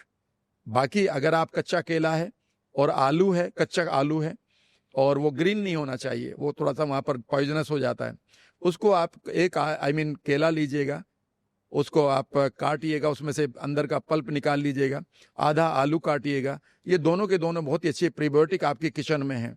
इनको आप क्रश करिएगा, हल्का सा इसमें डेट मिला सकते हैं, एक खजूर मिला सकते हैं, या ऐसे ही ले लीजिएगा किसी चीज। कच्चा खा लें, कच्चा आलू भी कच्चा आलू और कच्चा केला, नोट पका हुआ, ये दोनों सबसे अच्छे प्रीबायोटिक है। आपने कहा गोंद भी एक बहुत अच्छा प्रीबायोटिक, वो अकेसिया के नाम से मिलता है, जिसके लड्डू भी बनते हैं शायद, वही की आप बात कर रहे हो? यस, वो बहुत इंपॉर्टेंट है, वो हर एक लेडी को लेना चाहिए, ठीक है ना, ये आपके लिए जरूरी है। दूसरा है प्रोबायोटिक। प्रोबायोटिक का मतलब है कि वो खुद ही बैक्टीरिया जो हैं, ठीक है, उसमें निश्चित रूप से छाछ और दही नंबर 1 पर आते थे, पर वहां पर एक गड़बड़ हो गई है। गड़बड़ ये हो गई कि जिस छाछ को या जिस दही को हम ले रहे हैं मार्केट्स में, उसका हमें पता नहीं है वो उसमें क्या हार्मोन मिले हैं, वो किस तरह से बना हुआ है। सर पैकेजिंग पे तो लिखा ही होता है कि इसमें बहुत अच्छा प्रोबायोटिक है, प्रीबायोटिक है, पैकेज जो फूड आजकल मिलते हैं, जिसमें दही भी एक कॉमन फूड आइटम है, पैकेट का ना ले तो अच्छा है, अच्छा है तो ये रहेगा। कैसे बनाएं? उस पर क्या लिखा है, उस पर एक चीज और भी लिखी होती है, वो ग्रास लिखा होता है, generally recognised as safe product, जबकि बुक्स ये कहते हैं कि इनके बारे में कभी कोई जानकारी नहीं है, ये लिख दिया जाता है इंडस्ट्रीज को एक बेनिफिट देने के लिए।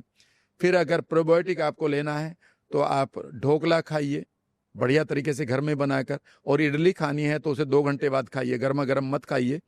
बासी रोटी आपके लिए अमृत का काम कर सकती है। और फिर आप राइस की कांजी है, बीट रूट की कांजी है, ये एक मैजिकल प्रोडक्ट है आपके पास। तो ये प्रोबायोटिक्स से आपके फौना को रिच करते हैं, ये रिच करते हैं। और जब ये दोनों होते हैं, जब आपके पास बैक्टीरिया अच्छा है और जब आप फाइबर देते हैं, प्रीबायोटिक एंड प्रोबायोटिक दोनों मिलकर पोस्ट बायोटिक मिलाते हैं, उसे SCFA कहते हैं। शॉर्ट चेन फैटी एसिड, जिसकी हमने शुरुआत में जिसकी बात हमें की थी, जरूरत है, चाहे वो किसी भी बीमारी में आप पढ़ सकते हैं, जो आपके बेसिकली इम्यून सिस्टम को हेल्दी रखते हैं, इम्यून सिस्टम को एक्टिवेट करते हैं। सही इतना ही नहीं, वह आपकी बेकार की सेल्स को मारने के काम आते हैं। वह आपके ब्रेन को BDNF देते हैं, ब्रेन ड्राइव्ड न्यूरोट्रोपिक फैक्टर। आज हमारा ब्रेन श्रिंक होता जा रहा है, मरता जा रहा है, इतनी टेंशन हमें आ गई, इतनी स्ट्रेस आ गई। ये स्ट्रेस अब से 60 साल पहले नहीं थी, आपके पेरेंट्स से पूछिएगा, वो इतने स्ट्रेस नहीं थे। राम सर, जो गट से रिलेटेड कॉन्वर्जेशन है उसमें हमने काफ़ी कुछ कवर किया है, और जो मुझे हमारी कॉन्वर्जेशन समझ में आ रहा है वो ये है कि हम लोग काफ़ी फोकस करते हैं कि हम क्या खाएं अपने गट बैक्टीरिया को इंप्रूव करने के लिए, गट माइक्रोबायोम को अच्छा करने के लिए, डाइजेशन को बेटर करने के लिए। मुझे इस कॉन्वर्जेशन से समझ में आ रहा है कि उससे ज़्यादा हमें सबसे पहले सोचना है कि हम क्या ना खाएं, और जब वो ना खाए वाली लिस्ट पे हम पक्के हो जाएं तो फिर जो क्या खाएं वाली जो स्पेस बचती है वहाँ पे वो हेल्दी चीज़ों को इंक्लूड करना शुरू करें। गट के बारे में तो हमने काफ़ी अच्छे तरह से डिस्कस कर लिया, लेकिन मैं आपसे अब बात करना चाहती हूँ वेगस नर्व के बारे में, जो हमने शुरुआत में थोड़ा सा टच किया था कि हमारे ब्रेन से गट के बीच में एक फिजिकल नर्व है जो बाकी ऑर्गन से भी कनेक्टेड होती है और ब्रेन और गट के बीच में कम्युनिकेशन करती है, और ये कम्युनिकेशन 2 वे चैनल है, मतलब गट ब्रेन से बात कर रहा है और ब्रेन गट से बात कर रहा है, दोनों तरफ ये कॉन्वर्जेशन हो रहा है। तो वेगस नर्व डिसरेगुलेट होने का मतलब क्या है? आप ये समझिए कि मेरे और आपके बीच में एक पोस्टमैन है, और उसका काम ये था कि जो मैं उसको कह रहा हूं कि शोभा जी को बताना है, वो वही उसको बताए, इधर उधर की ना लगाए या उस मैसेज को छुपाए नहीं। जो आप मुझे बता रही हैं वो मुझ तक आ जाए, तो इसे हम वेगस नर्व कहते हैं। बेसिकली एक पोस्टमैन है। अगर ये डिसरेगुलेट हो जाए या ये काम नहीं कर रहा, ये बर्न आउट हो जाए, तो समझ लीजिएगा कि अब आप बहुत सारी दवाइयां खाएंगे, बहुत सारी इधर उधर की बातें सुनेंगे, लेकिन आपको ये नहीं समझ में आ रहा है कि हो क्या रहा। खुद सोचिएगा कि मान लेते मैंने खाना खाया, मुंह में खाना गया, छोटी सी बात बता रहा हूं, इस समय इमीडिएटली मेरी जो नर्व्स हैं वो मेरे माइंड को बता रही हैं कि मेरे पास इतना यहाँ पर प्रोटीन आ चुका है, इतना फैट आ चुका है, इतना कार्ब आ चुका है, मेरा पेट उसके लिए तैयार हो रहा है। तैयार कौन कर रहा है? मेरी वेगस नर्व, यानी कि मेरे माइंड ने इंफॉर्मेशन मेरे गट पेट को दे दी है। मेरा पेट क्या करेगा? इमीडिएटली वो हाइड्रोक्लोरिक एसिड निकालेगा। अगर यहाँ पर ये वेगस नर्व काम नहीं कर रही है तो अब मेरा जो पेट है वो कंफ्यूज्ड है कि मुझे क्या निकालना है, यहाँ पर ये कम निकालना है कि ज्यादा निकालना है। और कभी आप कहेंगे कि मुझे सीफो हो गया है, स्मॉल इंटेस्टाइनल फंगल ओवरग्रोथ, क्योंकि आपका हाइड्रोक्लोरिक एसिड कम निकल रहा है और आपका प्रोटीन डाइजेस्ट नहीं हो रहा, तो आपको फंगल इन्फेक्शन होगा हाथों में। अगर वो ज्यादा निकल रहा है तो फिर आप कहेंगे कि सर मुझे एसिडिटी हो रही है।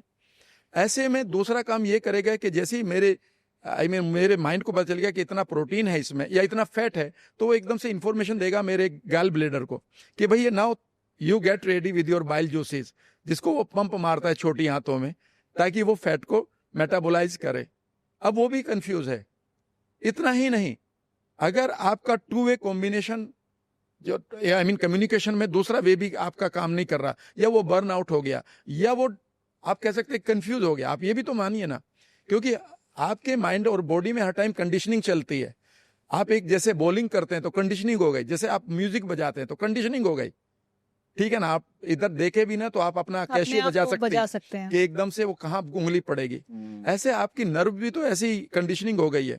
मान लेते हैं आप बार बार स्ट्रेस हो रहे हैं, बार बार आपको एंजाइटी आ रही है, पेनफुल मेमोरीज में आप हैं, ट्रॉमा आपको याद आ रहे हैं, बार बार आप कंडीशनिंग आपकी ऐसी जगह पर आ रही है, या आप एक ऐसे पार्टनरशिप में या रिलेशनशिप में जहां हर टाइम आप हर्ट हो रहे हैं, तो वो हर्ट की तो जो कंडीशनिंग है वो भी तो आपके नर्वस सिस्टम पर जा रही है। बेसिकली नर्वस सिस्टम ही तो इस मेमोरी को रखता है अपने पास। अब उसको काम दिया था मैंने कि भाई मेरा ये काम कर देना, लेकिन वो नहीं कर रहा है। वो बेसिकली मान लेते इस समय मैं एक ऐसी जगह पर बैठा हूं कि जहां पर मुझे इंटरनल वर्ल्ड में डिप्रेशन आ रहा है, एंगर आ रहा है, तो उसे मेरी बॉडी नहीं, मेरा माइंड नहीं, मेरा नर्वस सिस्टम भी तो एक्सपीरियंस कर रहा है। और ऐसे में उसका काम ये था कि मेरी बॉडी से जो इन्फॉर्मेशन देनी थी वो मेरे माइंड को देता, लेकिन वो तो बिजी कहीं और हो गया है। अगर आपको सिंपल शब्दों में वेगस नर्व डिसरेगुलेट हो गई हो बताना हो एक लाइन में, तो वो क्या होगा? अगर आप अच्छा खाना खा रहे हैं, बिल्कुल होलसम फूड खा रहे हैं, और आप एक अच्छे माहौल में जी रहे हैं, आपके माइंड में कोई प्रॉब्लम नहीं है, और फिर भी बीमार हैं, तो समझ लीजिएगा अब आपकी वेगस नर्व कंप्लीटली खराब हो चुकी है। इसको ठीक करने की जरूरत है, क्योंकि आप माइंड से भी ठीक कर रहे हैं और आप गट से भी खाना ठीक कर रहे हैं, फिर बीमार क्यों हैं? यानी कि बीच का जो कनेक्शन है, कम्युनिकेशन है, वो ठीक नहीं हो पा रहा वो है। ठीक नहीं हो। माइंड गट को नहीं बता पा रहा है या गट माइंड को नहीं बता पा रहा है। एग्जैक्टली। नहीं, ये वेगस नर्व पे काम करने की जी जरूरत है। तो सर, वेगस नर्व को अगर इतना इम्पोर्टेंट ये है, तो हम इसके बारे में अब क्यों बात कर रहे हैं?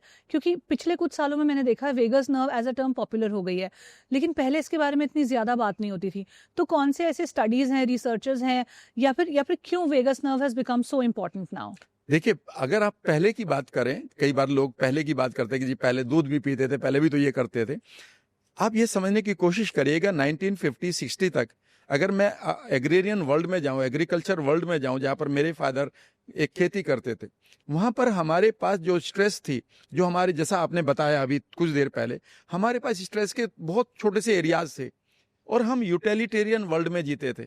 मुझे एक साइकिल चाहिए, तो पिताजी ने कहा भैया प्रधान जी के यहाँ से एक साइकिल लाया हूं, ये तुम्हें चलानी है, इसे पहिया ठीक करा लो, ये ठीक करा लो, इसमें मडगार्ड नहीं है तो काम चलेगा।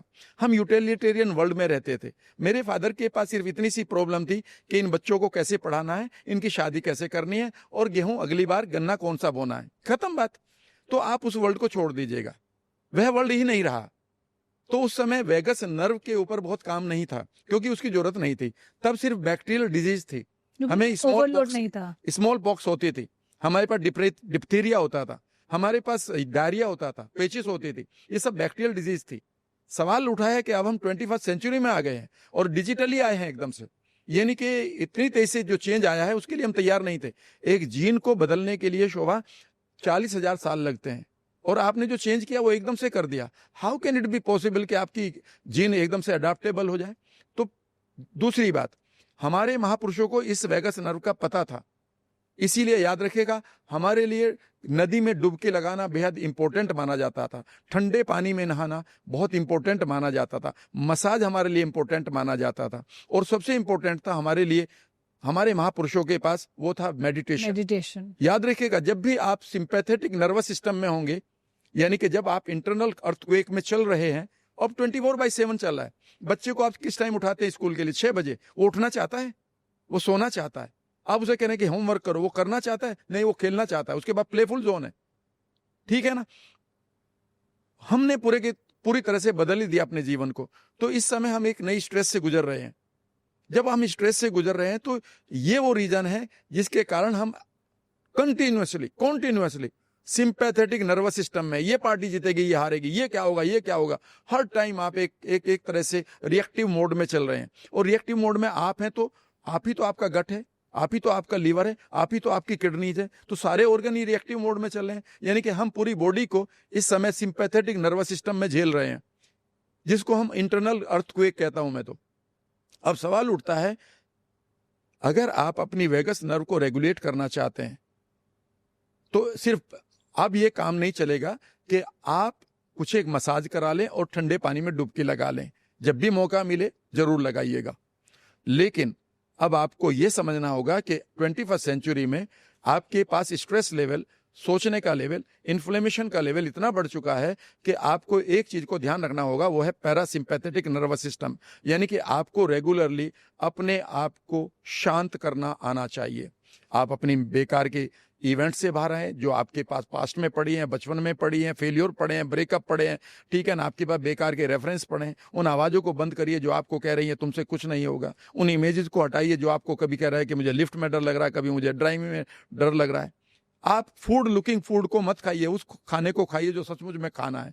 होलसम फूड हमारे पास नहीं रहा, हम फूड को खा रहे हैं। सही बात तो यह है कि आपको भूख लगती नहीं है, आपको खाना देखकर जो क्रेविंग होती है वो तो कंडीशनड भूख है। भूख लगने से पहले आपके पास खाना अवेलेबल है, यानी कि आप भूख को एक्सपीरियंस ही नहीं करते हैं। कभी करते हैं तो जबरदस्ती करनी पड़ती है कि भाई चलो मैं आज भूखा रहकर देखता हूं। अगर आप अपनी इस नर्वस सिस्टम को, इस नर्व को एक बार फिर रेगुलेट करना चाहते हैं तो आपको 2 काम करने होंगे। एक, रेगुलरली आप अपने आप को मेडिटेटिव स्टेट में जरूर लाएं, दिन में 2 बार। और 2 बार के बाद आपको एक काम और करना पड़ेगा जो बेहद इंपॉर्टेंट है, जो मैंने कुछ किताबों में पढ़ा है लेकिन उन्होंने उस मेडिटेशन को नहीं दिया, मैं आपको बता सकता हूं।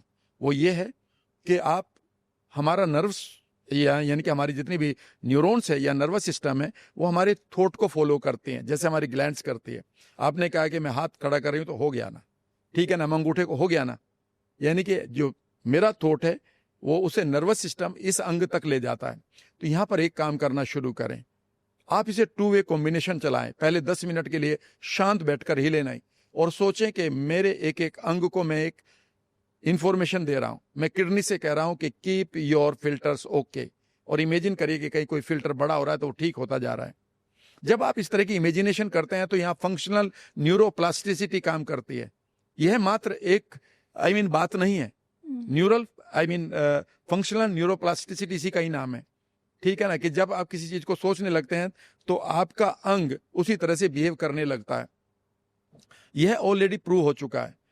तो पहला काम है कि आप एक एक ऑर्गन को एड्रेस करें।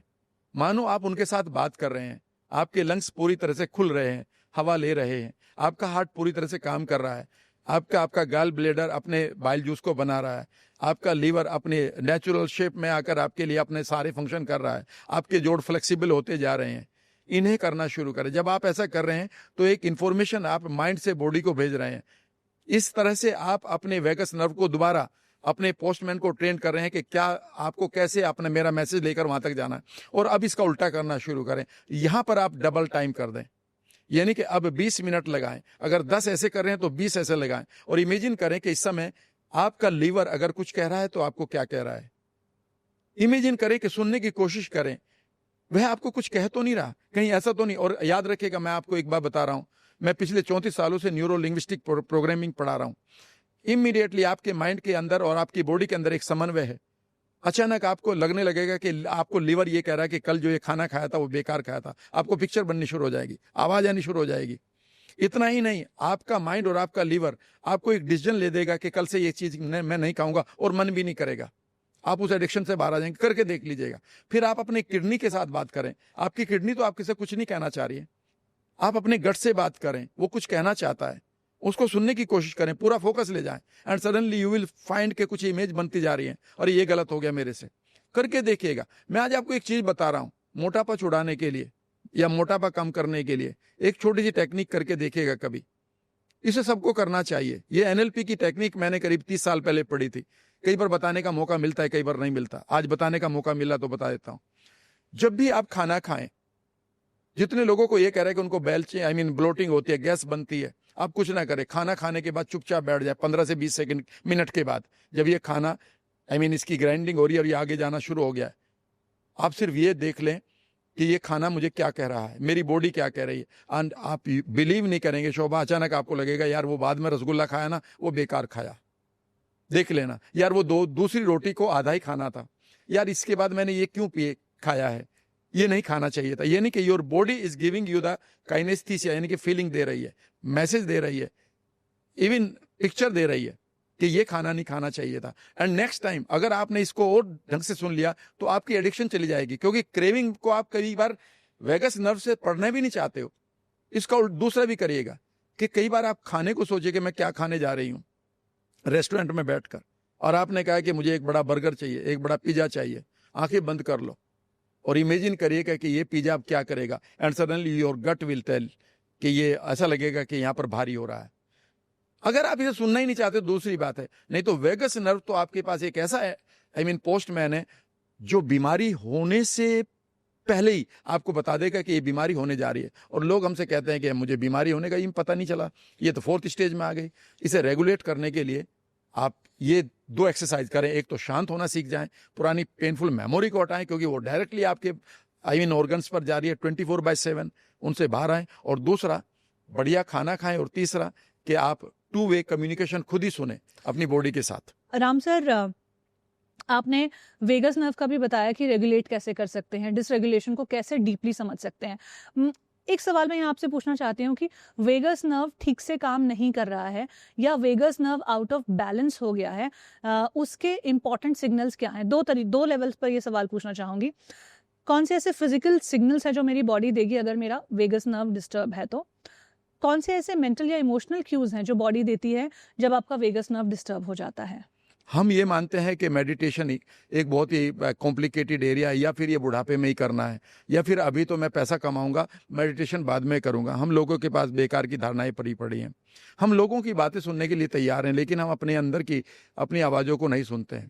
जब आप ये कहते हैं कि आपका वेगस नर्व आप एक्टिवेटेड है या नहीं है, इसे कैसे पता करें? पहली चीज़ ये पता करें कि जब भी आपको ऐसा लग रहा है कि आपकी बॉडी वो नहीं है जो पहले आप हेल्दी बॉडी के साथ रहा करते थे, जब आप 18 साल के थे, खूब कूदा करते थे, आज आपकी बॉडी में दर्द है जिसको हम क्रोनिक फटीग सिंड्रोम कहते हैं, या फिर आपको लग रहा है कि मेरी बॉडी के अंदर पहले जो एनर्जी थी अब नहीं है, या मेरा वेट बढ़ रहा है, घट रहा है, या मेरे पैरामीटर्स डिफरेंट हो रहे हैं, मेरी नींद ठीक नहीं है।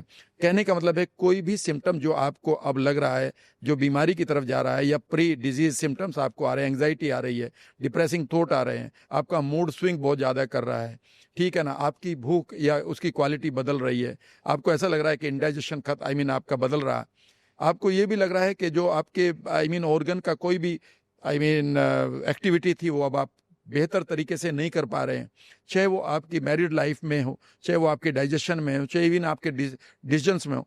समझ लीजिएगा कि यहाँ पर वेगस नर्व को इमीडिएटली आपको एक बार एड्रेस करना होगा।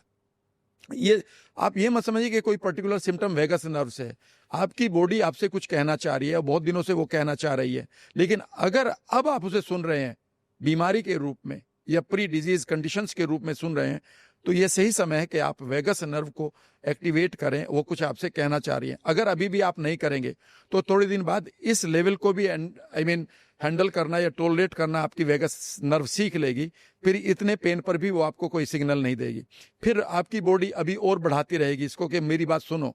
ये उसी तरह से कि आपके घर में बच्चा है, पहले वो आपकी इंक आपके ऊपर डालता है, आपकी फाइल को इधर फेंकता है ताकि उसे आप एड्रेस करें, पर आप उसने इतना झेल है, ठीक है मेरे लिए फाइल बेकार है, फिर वो क्या करता है, चलो मैं आपकी कार तोड़ता हूं अब, यानी कि वो अपनी इंटेंसिटी बढ़ाता जा रहा है। लेकिन आपको ये ध्यान रखना होगा कि जैसे ही आपको पहला सिग्नल मिल रहा है, यहां पर ऐसे मत करिएगा कि इनफ इज नॉट इनफ, यहां पर पहला इनफ ही काफी है कि अगर इस समय आपको कोई भी मैसेज मिल रहा है, चाहे वो आपका ऑटो इम्यून डिजीज है, चाहे एलर्जी है, चाहे आपका इंडाइजेशन है, हार्मोनल प्रॉब्लम है, आपको ऐसा लग रहा है कि आपके पास कोई मेटाबॉलिक सिंड्रोम आना शुरू हो गया कि आपकी शुगर बढ़ रही है, ठीक है ना, आपका मोटापा बढ़ने लगा है, तो ये सही टाइम है कि आप अपनी माइंड और बॉडी को सुनना शुरू करें। लेकिन सुनने में एक ही प्रॉब्लम आएगी कि आपको बैठना पड़ेगा, आपको सबसे पहले अपने आप को शांत करना पड़ेगा, अपनी ब्रीदिंग को चेक करना पड़ेगा, ऑब्जर्व करना पड़ेगा, और जैसे ही आपकी बॉडी पूरी तरह से शांत हो जाए तो एक एक अंग को देखें,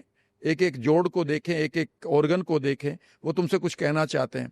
and when you do it it is just wonderful synchronisation between your mind and body, और एक बार फिर आपकी वेगस नर्व ट्रेंड होना शुरू हो जाएगी जिस काम के लिए वो बनी थी। वो बेसिकली आपकी स्ट्रेस के लिए नहीं बनी थी, बेसिकली सुनने के लिए, लिसनिंग के लिए, और उसको फिर लिसनिंग को पहुंचाने के लिए, सिग्नल को सही जगह पर सही वक्त पर पहुंचाने के लिए।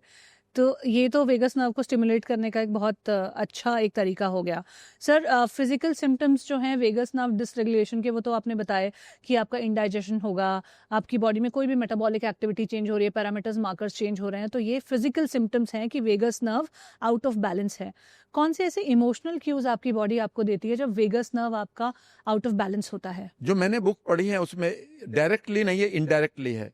फॉर एग्जाम्पल, जितना भी आपके माइंड की इमोशनल प्रॉब्लम्स आती हैं, या अचानक मूड स्विंग आता है, या आपको कुछ ऐसे न्यूरो डीजनरेटिव लक्षण यानी कि सिम्टम्स आ रहे हैं, वो भी आपके वेगस नर्व से इनडायरेक्टली कनेक्टेड है। जो भी सीनियर गुड बुक्स कहती हैं वो, इसीलिए कि जो भी आपके माइंड का एक तरीका है चलने का या चलाने का या रेस्पॉन्ड करने का, वह पूरी तरह से न्यूरोट्रांसमीटर के ऊपर डिपेंड करता है। कि किस तरह के न्यूरोट्रांसमीटर आप रिलीज कर रहे हैं। आपका ऑक्सीटोसिन है तो आपका माइंड नेचुरली एम्पैथी को एंजॉय करेगा। आपके पास सीरोटोनिन है तो आपका वो बहुत अच्छा केमिकल माना जाता था। लेकिन याद रखिएगा, ये सारे के सारे न्यूरोट्रांसमीटर आपके गट के द्वारा रिलीज होते हैं, और गट का डायरेक्ट जो रिलेशनशिप है वो माइंड और वेगस नर्व के द्वारा है। तो जब भी आपको ऐसा लगे कि आपका मूड स्विंग हो रहा है, आपकी नींद खराब हो रही है, आपको माइग्रेन के सिम्टम्स आ रहे हैं, आप चीज़ों को रखकर भूलना शुरू कर चुके हैं, आपका एक थॉट आपको परेशान कर रहा है रात भर, उसी थॉट के साथ आपको ऑब्सेसिव कंपल्सिव डिसऑर्डर है, तो समझ लीजिएगा इस समय आप अपने वेगस नर्व, अपने गट और अपने माइंड के जो कनेक्शन है उसको तोड़ रहे हैं, उसको गड़बड़ कर रहे हैं। राम सर, अगर मैं कहूँ कि अगर कल से किसी को अपना गट ब्रेन एक्सिस कम्युनिकेशन को स्ट्रॉन्ग करना है, तो कौन सी ऐसी 3 स्टेप मॉडल आप डिजाइन कर सकते हो उसके लिए कि कल से वो इम्प्लीमेंट कर पाए अपनी लाइफ में? अगर मैं आपको इसी कन्वर्सेशन को आगे बढ़ाऊं जो पूरी तरह से आपने बेस बना दिया मेरे लिए, इसीलिए I was very much desperate to say something. Even अगर आप अपने गट को भी ठीक करना चाहते हैं, और बहुत सारे लोग आजकल गट की बात कर रहे हैं कि ये खाओ ये खाओ ये खाओ, वह कंप्लीटली काम नहीं करेगा जब तक कि आप माइंड को ट्रेंड नहीं करेंगे उन अगले 2-3 महीनों के लिए, जिन 3 महीनों में आप अपने गट को ठीक करने जा रहे हैं। बिल्कुल भी काम नहीं करेगा, क्योंकि अगर आप माइंड से परेशान हैं तो गट के अंदर जो बेकार के हार्मोन है वह वही इंफॉर्मेशन देते रहेंगे आपके गट माइक्रोबायोम को और इम्यून सिस्टम को, जो पहले दे रहे थे। अगर आप अपने माइंड की बीमारियों को ठीक करना चाहते हैं तो याद रखिएगा, उसमें तब तक कुछ नहीं होगा जब तक कि गट इंफॉर्मेशन आपको पॉजिटिव नहीं दे रहा है। और ये मैं माइंड और गट की बात नहीं कर रहा हूं, ये आपके सभी ऑर्गन्स के साथ है।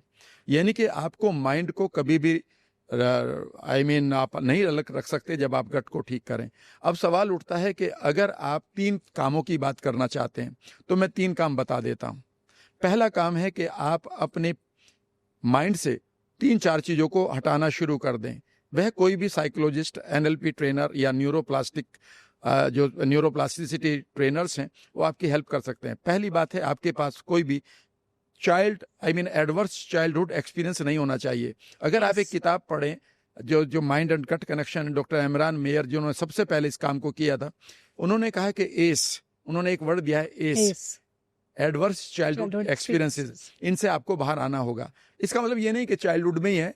मैं ये कहता हूं कि मेरे साथ अगर कोई 5 साल पहले कोई घटना घटी है, अगर वो आज भी मुझे परेशान कर रही है, तो वो मेरे माइंड के लिए अभी भी ऑन गोइंग इशू है, और वो मेरी वेगस नर्व और मेरे हॉर्मोन्स को, मेरे गट को बर्बाद कर रही है। तो पहला काम है आप अपने पास्ट को कंप्लीटली हील करें।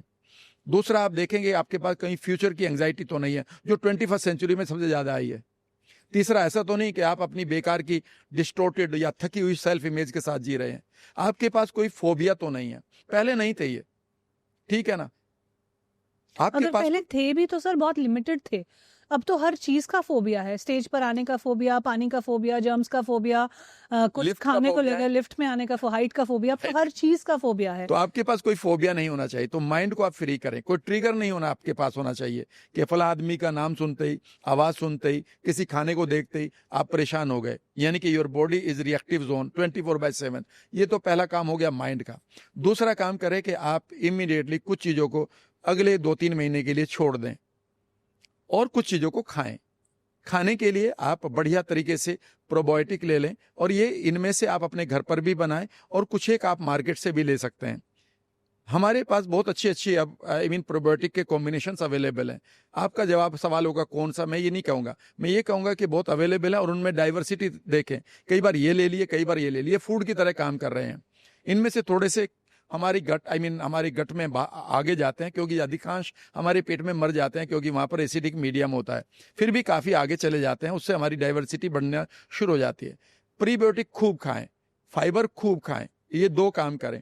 तीसरा काम यह है कि आप खूब मेडिटेट भी करें, और खूब का मतलब है कि दिन में अगर आप 2 बार भी बैठ गए, यानी कि 15-15 मिनट के लिए दिन में 2 बार बैठ जाएं, और इतने टाइम में तो आप बैठ ही सकते हैं। किसी दिन आप इमरजेंसी में आपको फ्लाइट पकड़नी है, कोई बात नहीं, फ्लाइट में तो बैठ के करें। तो जब भी आपको मौका मिले आप सिंपैथेटिक नर्वस सिस्टम से पैरासिम्पैथेटिक नर्वस सिस्टम की तरफ जरूर जाएं। कुछ चीज़ों को आप कुछ दिन के लिए छोड़ दें। मेरे कहने से आप 40 से 45 दिन के लिए ग्लूटेन फ्री हो जाएं, क्योंकि ग्लूटेन जो है वो सबसे ज़्यादा नुकसान करता है हमारी आंतों में, लीकी गट को वो पैदा करता है, वो हमारी गट लाइनिंग को कॉम्प्रोमाइज़ कर देता है। डेयरी प्रोडक्ट को छोड़ दें, और आप ऐसे प्रोडक्ट को ना खाएं जिसमें इमल्सीफायर्स हैं।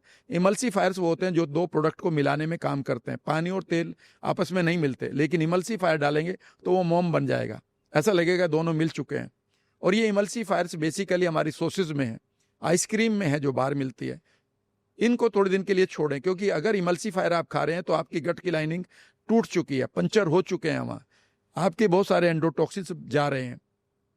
कोशिश करें कि आप खाने को तब खाएं जब आपको सचमुच में भूख लगी है, सिर्फ अपनी क्रेविंग को पूरा करने के लिए ना खाएं।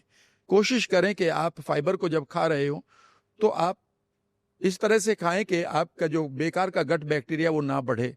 आपके गट बैक्टीरिया की पॉपुलेशन अगर ज़्यादा हो गई तो पहली चीज़ आपके पास एक चीज़ जरूर होगी कि आपको मीठे को मन करेगा, और आपको रिफाइंड फाइबर कार्ब को मन करेगा, कि आपको समोसा खाने को मन कर रहा है, पकोड़े खाने को मन कर रहा है, आज तो पिज़्ज़ा हो जाए, आज तो चाउमीन हो जाए, आज तो नूडल्स हो जाए, आज तो ये बर्गर हो जाए, ठीक है ना। जब भी आपको ये मन कर रहा है, समझ लीजिएगा कि आपके पास स्मॉल इंटेस्टाइनल बैक्टीरियल ओवरग्रोथ हो चुकी है। उनको आपको किसी तरह संभालना होगा। संभालने के लिए मैंने एक किताब में बहुत अच्छा चीज़ पढ़ी है कि जब भी आपको शुगर की क्रेविंग ना जाए तो वो कई बार आप लोग परेशान हो जाते हैं, उनका मूड खराब हो जाता है। तो ऐसे में उन्होंने कहा कि मौसम्बी खा लें। तो जैसे ही मौसम्बी खाएंगे तो आपको फाइबर मिलेगा, फाइबर से बैड बैक्टीरिया मर जाते हैं, गुड बैक्टीरिया की पॉपुलेशन बड़ी होती है। शुगर खाने से गुड बैक्टीरिया मरने लगते हैं, बैड बैक्टीरिया बढ़ने लगते हैं। तो ये 2-3 काम कर लें आप। एक्सरसाइज जरूर करते रहें, वॉक करें दिन में। आपकी जो जीन बनी है वो मेहनत करने के लिए बनी है। बहुत सारी जेनेटिक एक्सप्रेशन आपकी लाइफ में इसीलिए खत्म हो गए कि अब आप वो मेहनत नहीं कर रहे हैं। तो सर, अगर ग्लूटेन और डेयरी छोड़ दें तो फिर हम अपनी डाइट को होलसम कैसे बनाएं? प्रोटीन का कितना क्वांटिटी हमारी डाइट में होना चाहिए? कार्ब्स हेल्दी कौन से हैं? कुछ उसके बारे में भी बताइए। जब मैं अपने कुछ एक बुक्स को रिकमेंड कर रहा पढ़ रहा था, या मैंने उनको मेंटोर बना के काम किया, तो मैं अपनी बात बता देता हूँ। पिछले 1-1.5 साल तक मुझे बहुत प्रॉब्लम रहती थी। मैं देखता था कि मुझे हर 3 महीने बाद एक वायरल आ जाता था, स्ट्रेस के कारण, या मैं अपनी वर्कशॉप दे रहा हूँ, या मैंने सीजन चेंज किया या जगह चेंज की, तो मुझे 4 या 5 दिन के लिए वायरल या फ्लू हो जाता था, बॉडी में दर्द आता था, बुखार आ जाता था, ठीक है ना। और तब मुझे लगा कि ये क्यों ऐसा हो रहा है। फिर मैंने अपने बैक्टीरिया के ऊपर काम करना शुरू किया।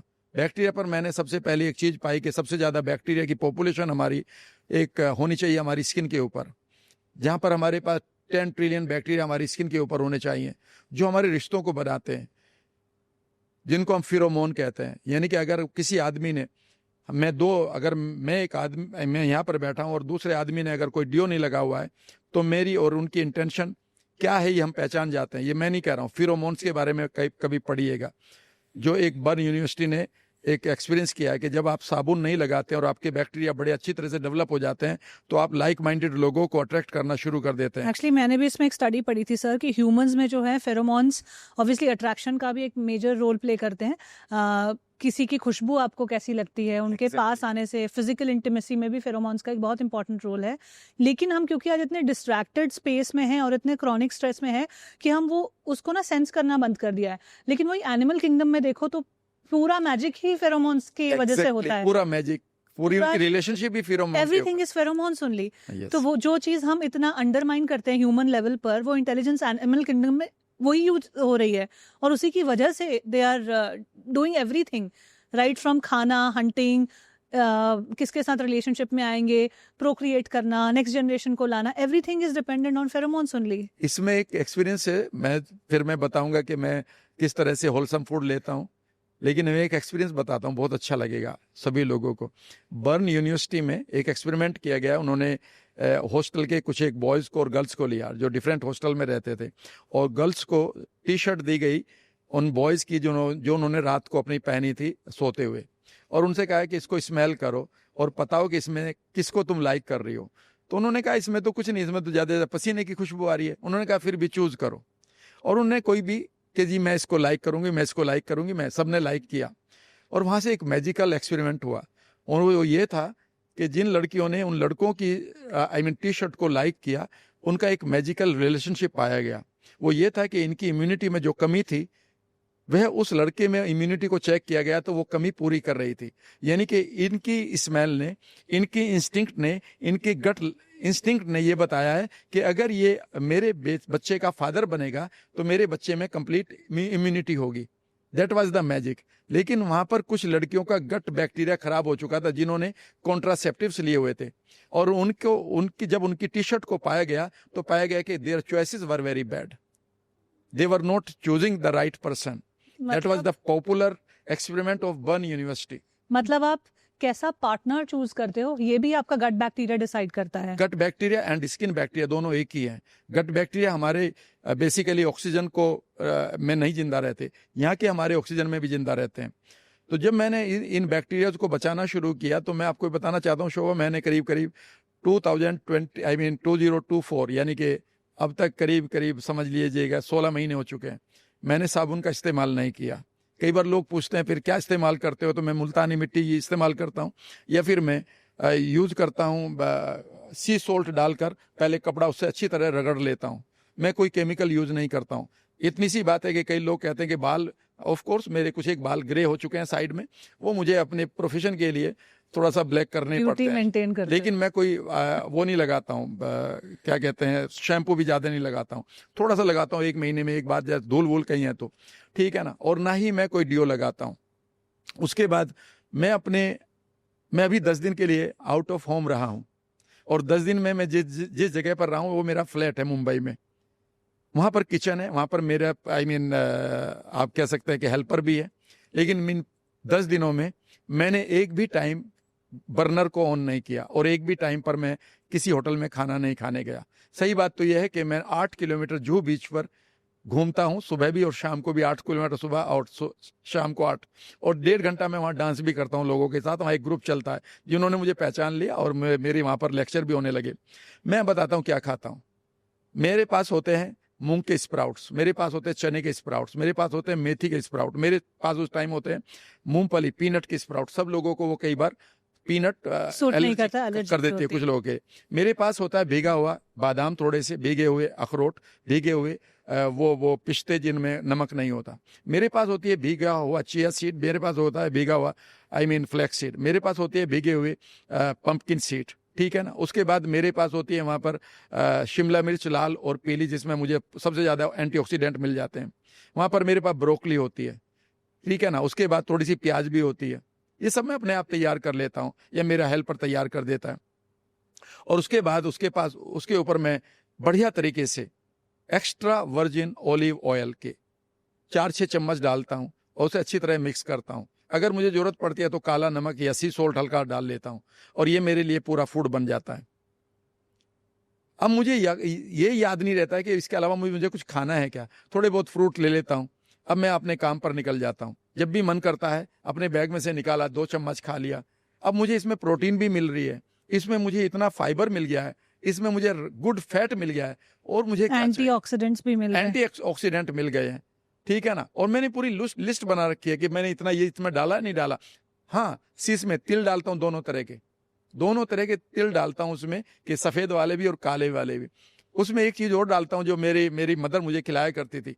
वो क्या करती थी, सबसे ज्यादा प्रोटीन इसमें मिलती है, उनको पता था। और जब मैंने देखा तो उसमें देखा कि 32% प्रोटीन है, वो है मगज, यानी कि मस्क मेलोन, खरबूजे के बीज।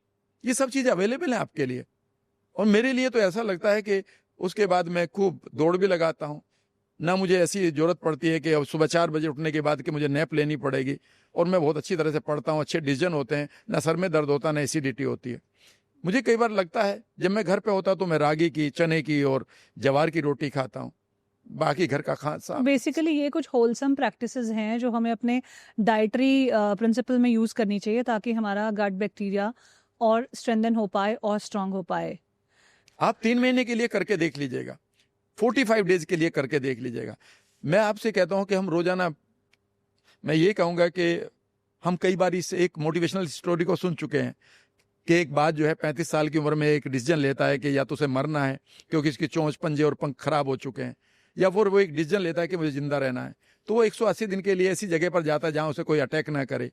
किसी पहाड़ के ऊपर जाकर, किसी पत्थर के नीचे वो अपनी चोंच को तोड़ता है, पंजों को तोड़ता है, पंखों को तोड़ता है, और 180 दिन में वो दोबारा अपनी चोंच को, पंखों को और अपने पंजों को निकालता है और 180 दिन के बाद वो फिर अपनी उड़ान उड़ता है और अगले 35 साल जीता है।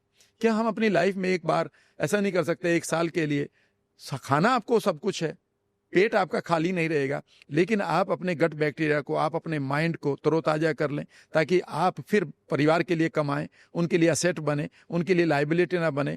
मैं कई बार, बड़े दुख की बात है, कई बार मैं लोगों को देखता हूं कि उनका सारा पैसा 55 साल की उम्र में जितना उन्होंने कमाया था वो सारा का सारा बीमारी में चला गया और अगली जनरेशन का चला गया। क्या आप जानती हैं लंदन में एक पार्किंसन पेशेंट को पर ईयर का खर्चा कितना आता है? लेटेस्ट रिपोर्ट बताता हूं, 50,000 pound per person per year. 200 billion pound की इंडस्ट्री हो चुकी है वहां पर, and we are not far off, हम दूर नहीं है उसके। मैंने कई लोगों को देखा है।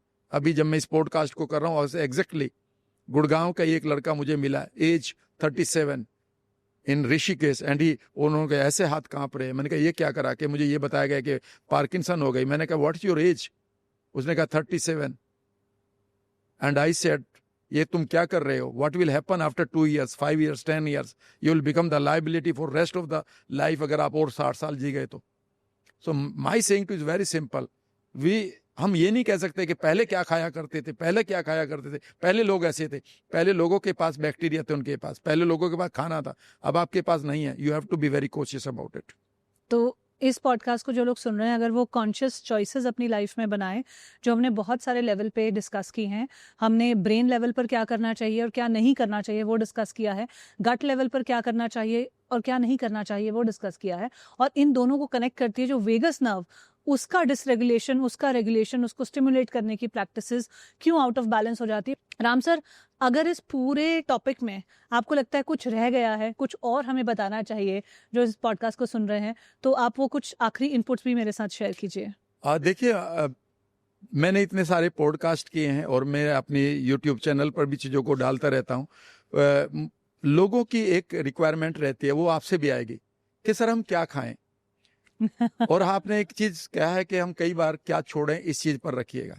याद रखिएगा, बीमारी का इलाज खाने से ठीक होगा ये बिल्कुल नहीं पता, लेकिन छोड़ने से जरूर हो जाएगा। करेक्ट। एक बार आप अपनी बॉडी को रिलीफ दीजिएगा कि आप उसको ठूंस नहीं रहे बेकार की चीजों से, उसे काम करने दीजिएगा। मुझे आज तक ये नहीं पता कि गट को ठीक करने के लिए दवाई अब तक क्या बनेगी, क्योंकि गट के ऊपर आपके ग्लैंड्स हैं, ग्लैंड्स को कोई दवाई नहीं चाहिए, थॉट चाहिए। उसके ऊपर इम्यूनिटी है, इम्यूनिटी को गाइडेंस चाहिए आपके थॉट की। वह कई बार कहते हैं कि इम्यूनिटी को स्ट्रॉन्ग करो, कभी स्ट्रॉन्ग करने की सोचिएगा मत, क्योंकि इम्यूनिटी अगर आपकी रिएक्टिव हो गई तो वह स्ट्रॉन्ग इम्यूनिटी आपको मार देगी। उसका एक्टिव एंड डिसिप्लिन्ड होना जरूरी है। वहां पर गट के अंदर एक ब्रेन है, उसकी कोई दवाई नहीं है। गट के अंदर बैक्टीरिया, ये 4 चीज के अलावा कुछ नहीं है। गट कनेक्टोम एंड गट बैक्टीरिया को मिलाकर गट कहते हैं। गट कनेक्टोम में 3 चीजें हैं और एक है गट बैक्टीरिया। गट बैक्टीरिया की कोई दवाई नहीं है, उसकी तो और गड़बड़ है कि आप गलत दवाई ना खा के उनको मारे नहीं। तो इसका मतलब है कि इतना ही मैं कहूंगा कि आप कुछ चीजों को छोड़ना सीख लें। अगर आपके पास एलर्जीज आ चुकी हैं, ऑटो इम्यून आ चुका है, मोटापा आ चुका है, माइग्रेन आ रहा है, आपकी स्किन गलत सिग्नल दे रही है, हार्मोनल प्रॉब्लम चल रही है, तो आप अपने गट को बचाने के लिए इमीडिएटली अगले 1 महीने के लिए 40 दिन के लिए दूध, चीनी, ग्लूटन एंड व्हाइट सॉल्ट छोड़ दें। ये सबसे एक इम्पॉर्टेंट मैसेज मुझे लग रहा है कि उसके अलावा आप क्या खाएं ये आपके ऊपर है। तो अपने गट को रीसेट करने का ये बहुत इंपॉर्टेंट आपने सोल्यूशन दिया है।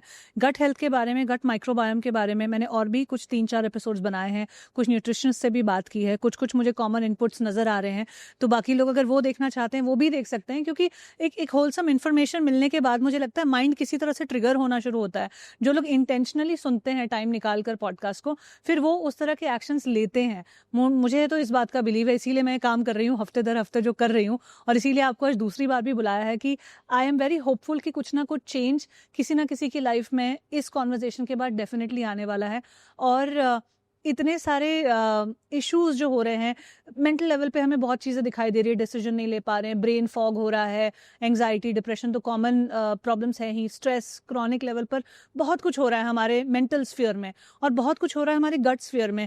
इनडाइजेशन एक बहुत ही कॉमन इशू है, एसिडिटी, IBS बहुत ही कॉमन सिम्टम है एक बड़ी बीमारी का। और आजकल हर कोई आप देखिए एंटी एसिड ले रहा होता है, या फिर कोई अपने एसिड रिफ्लक्स के शिकार होते हैं।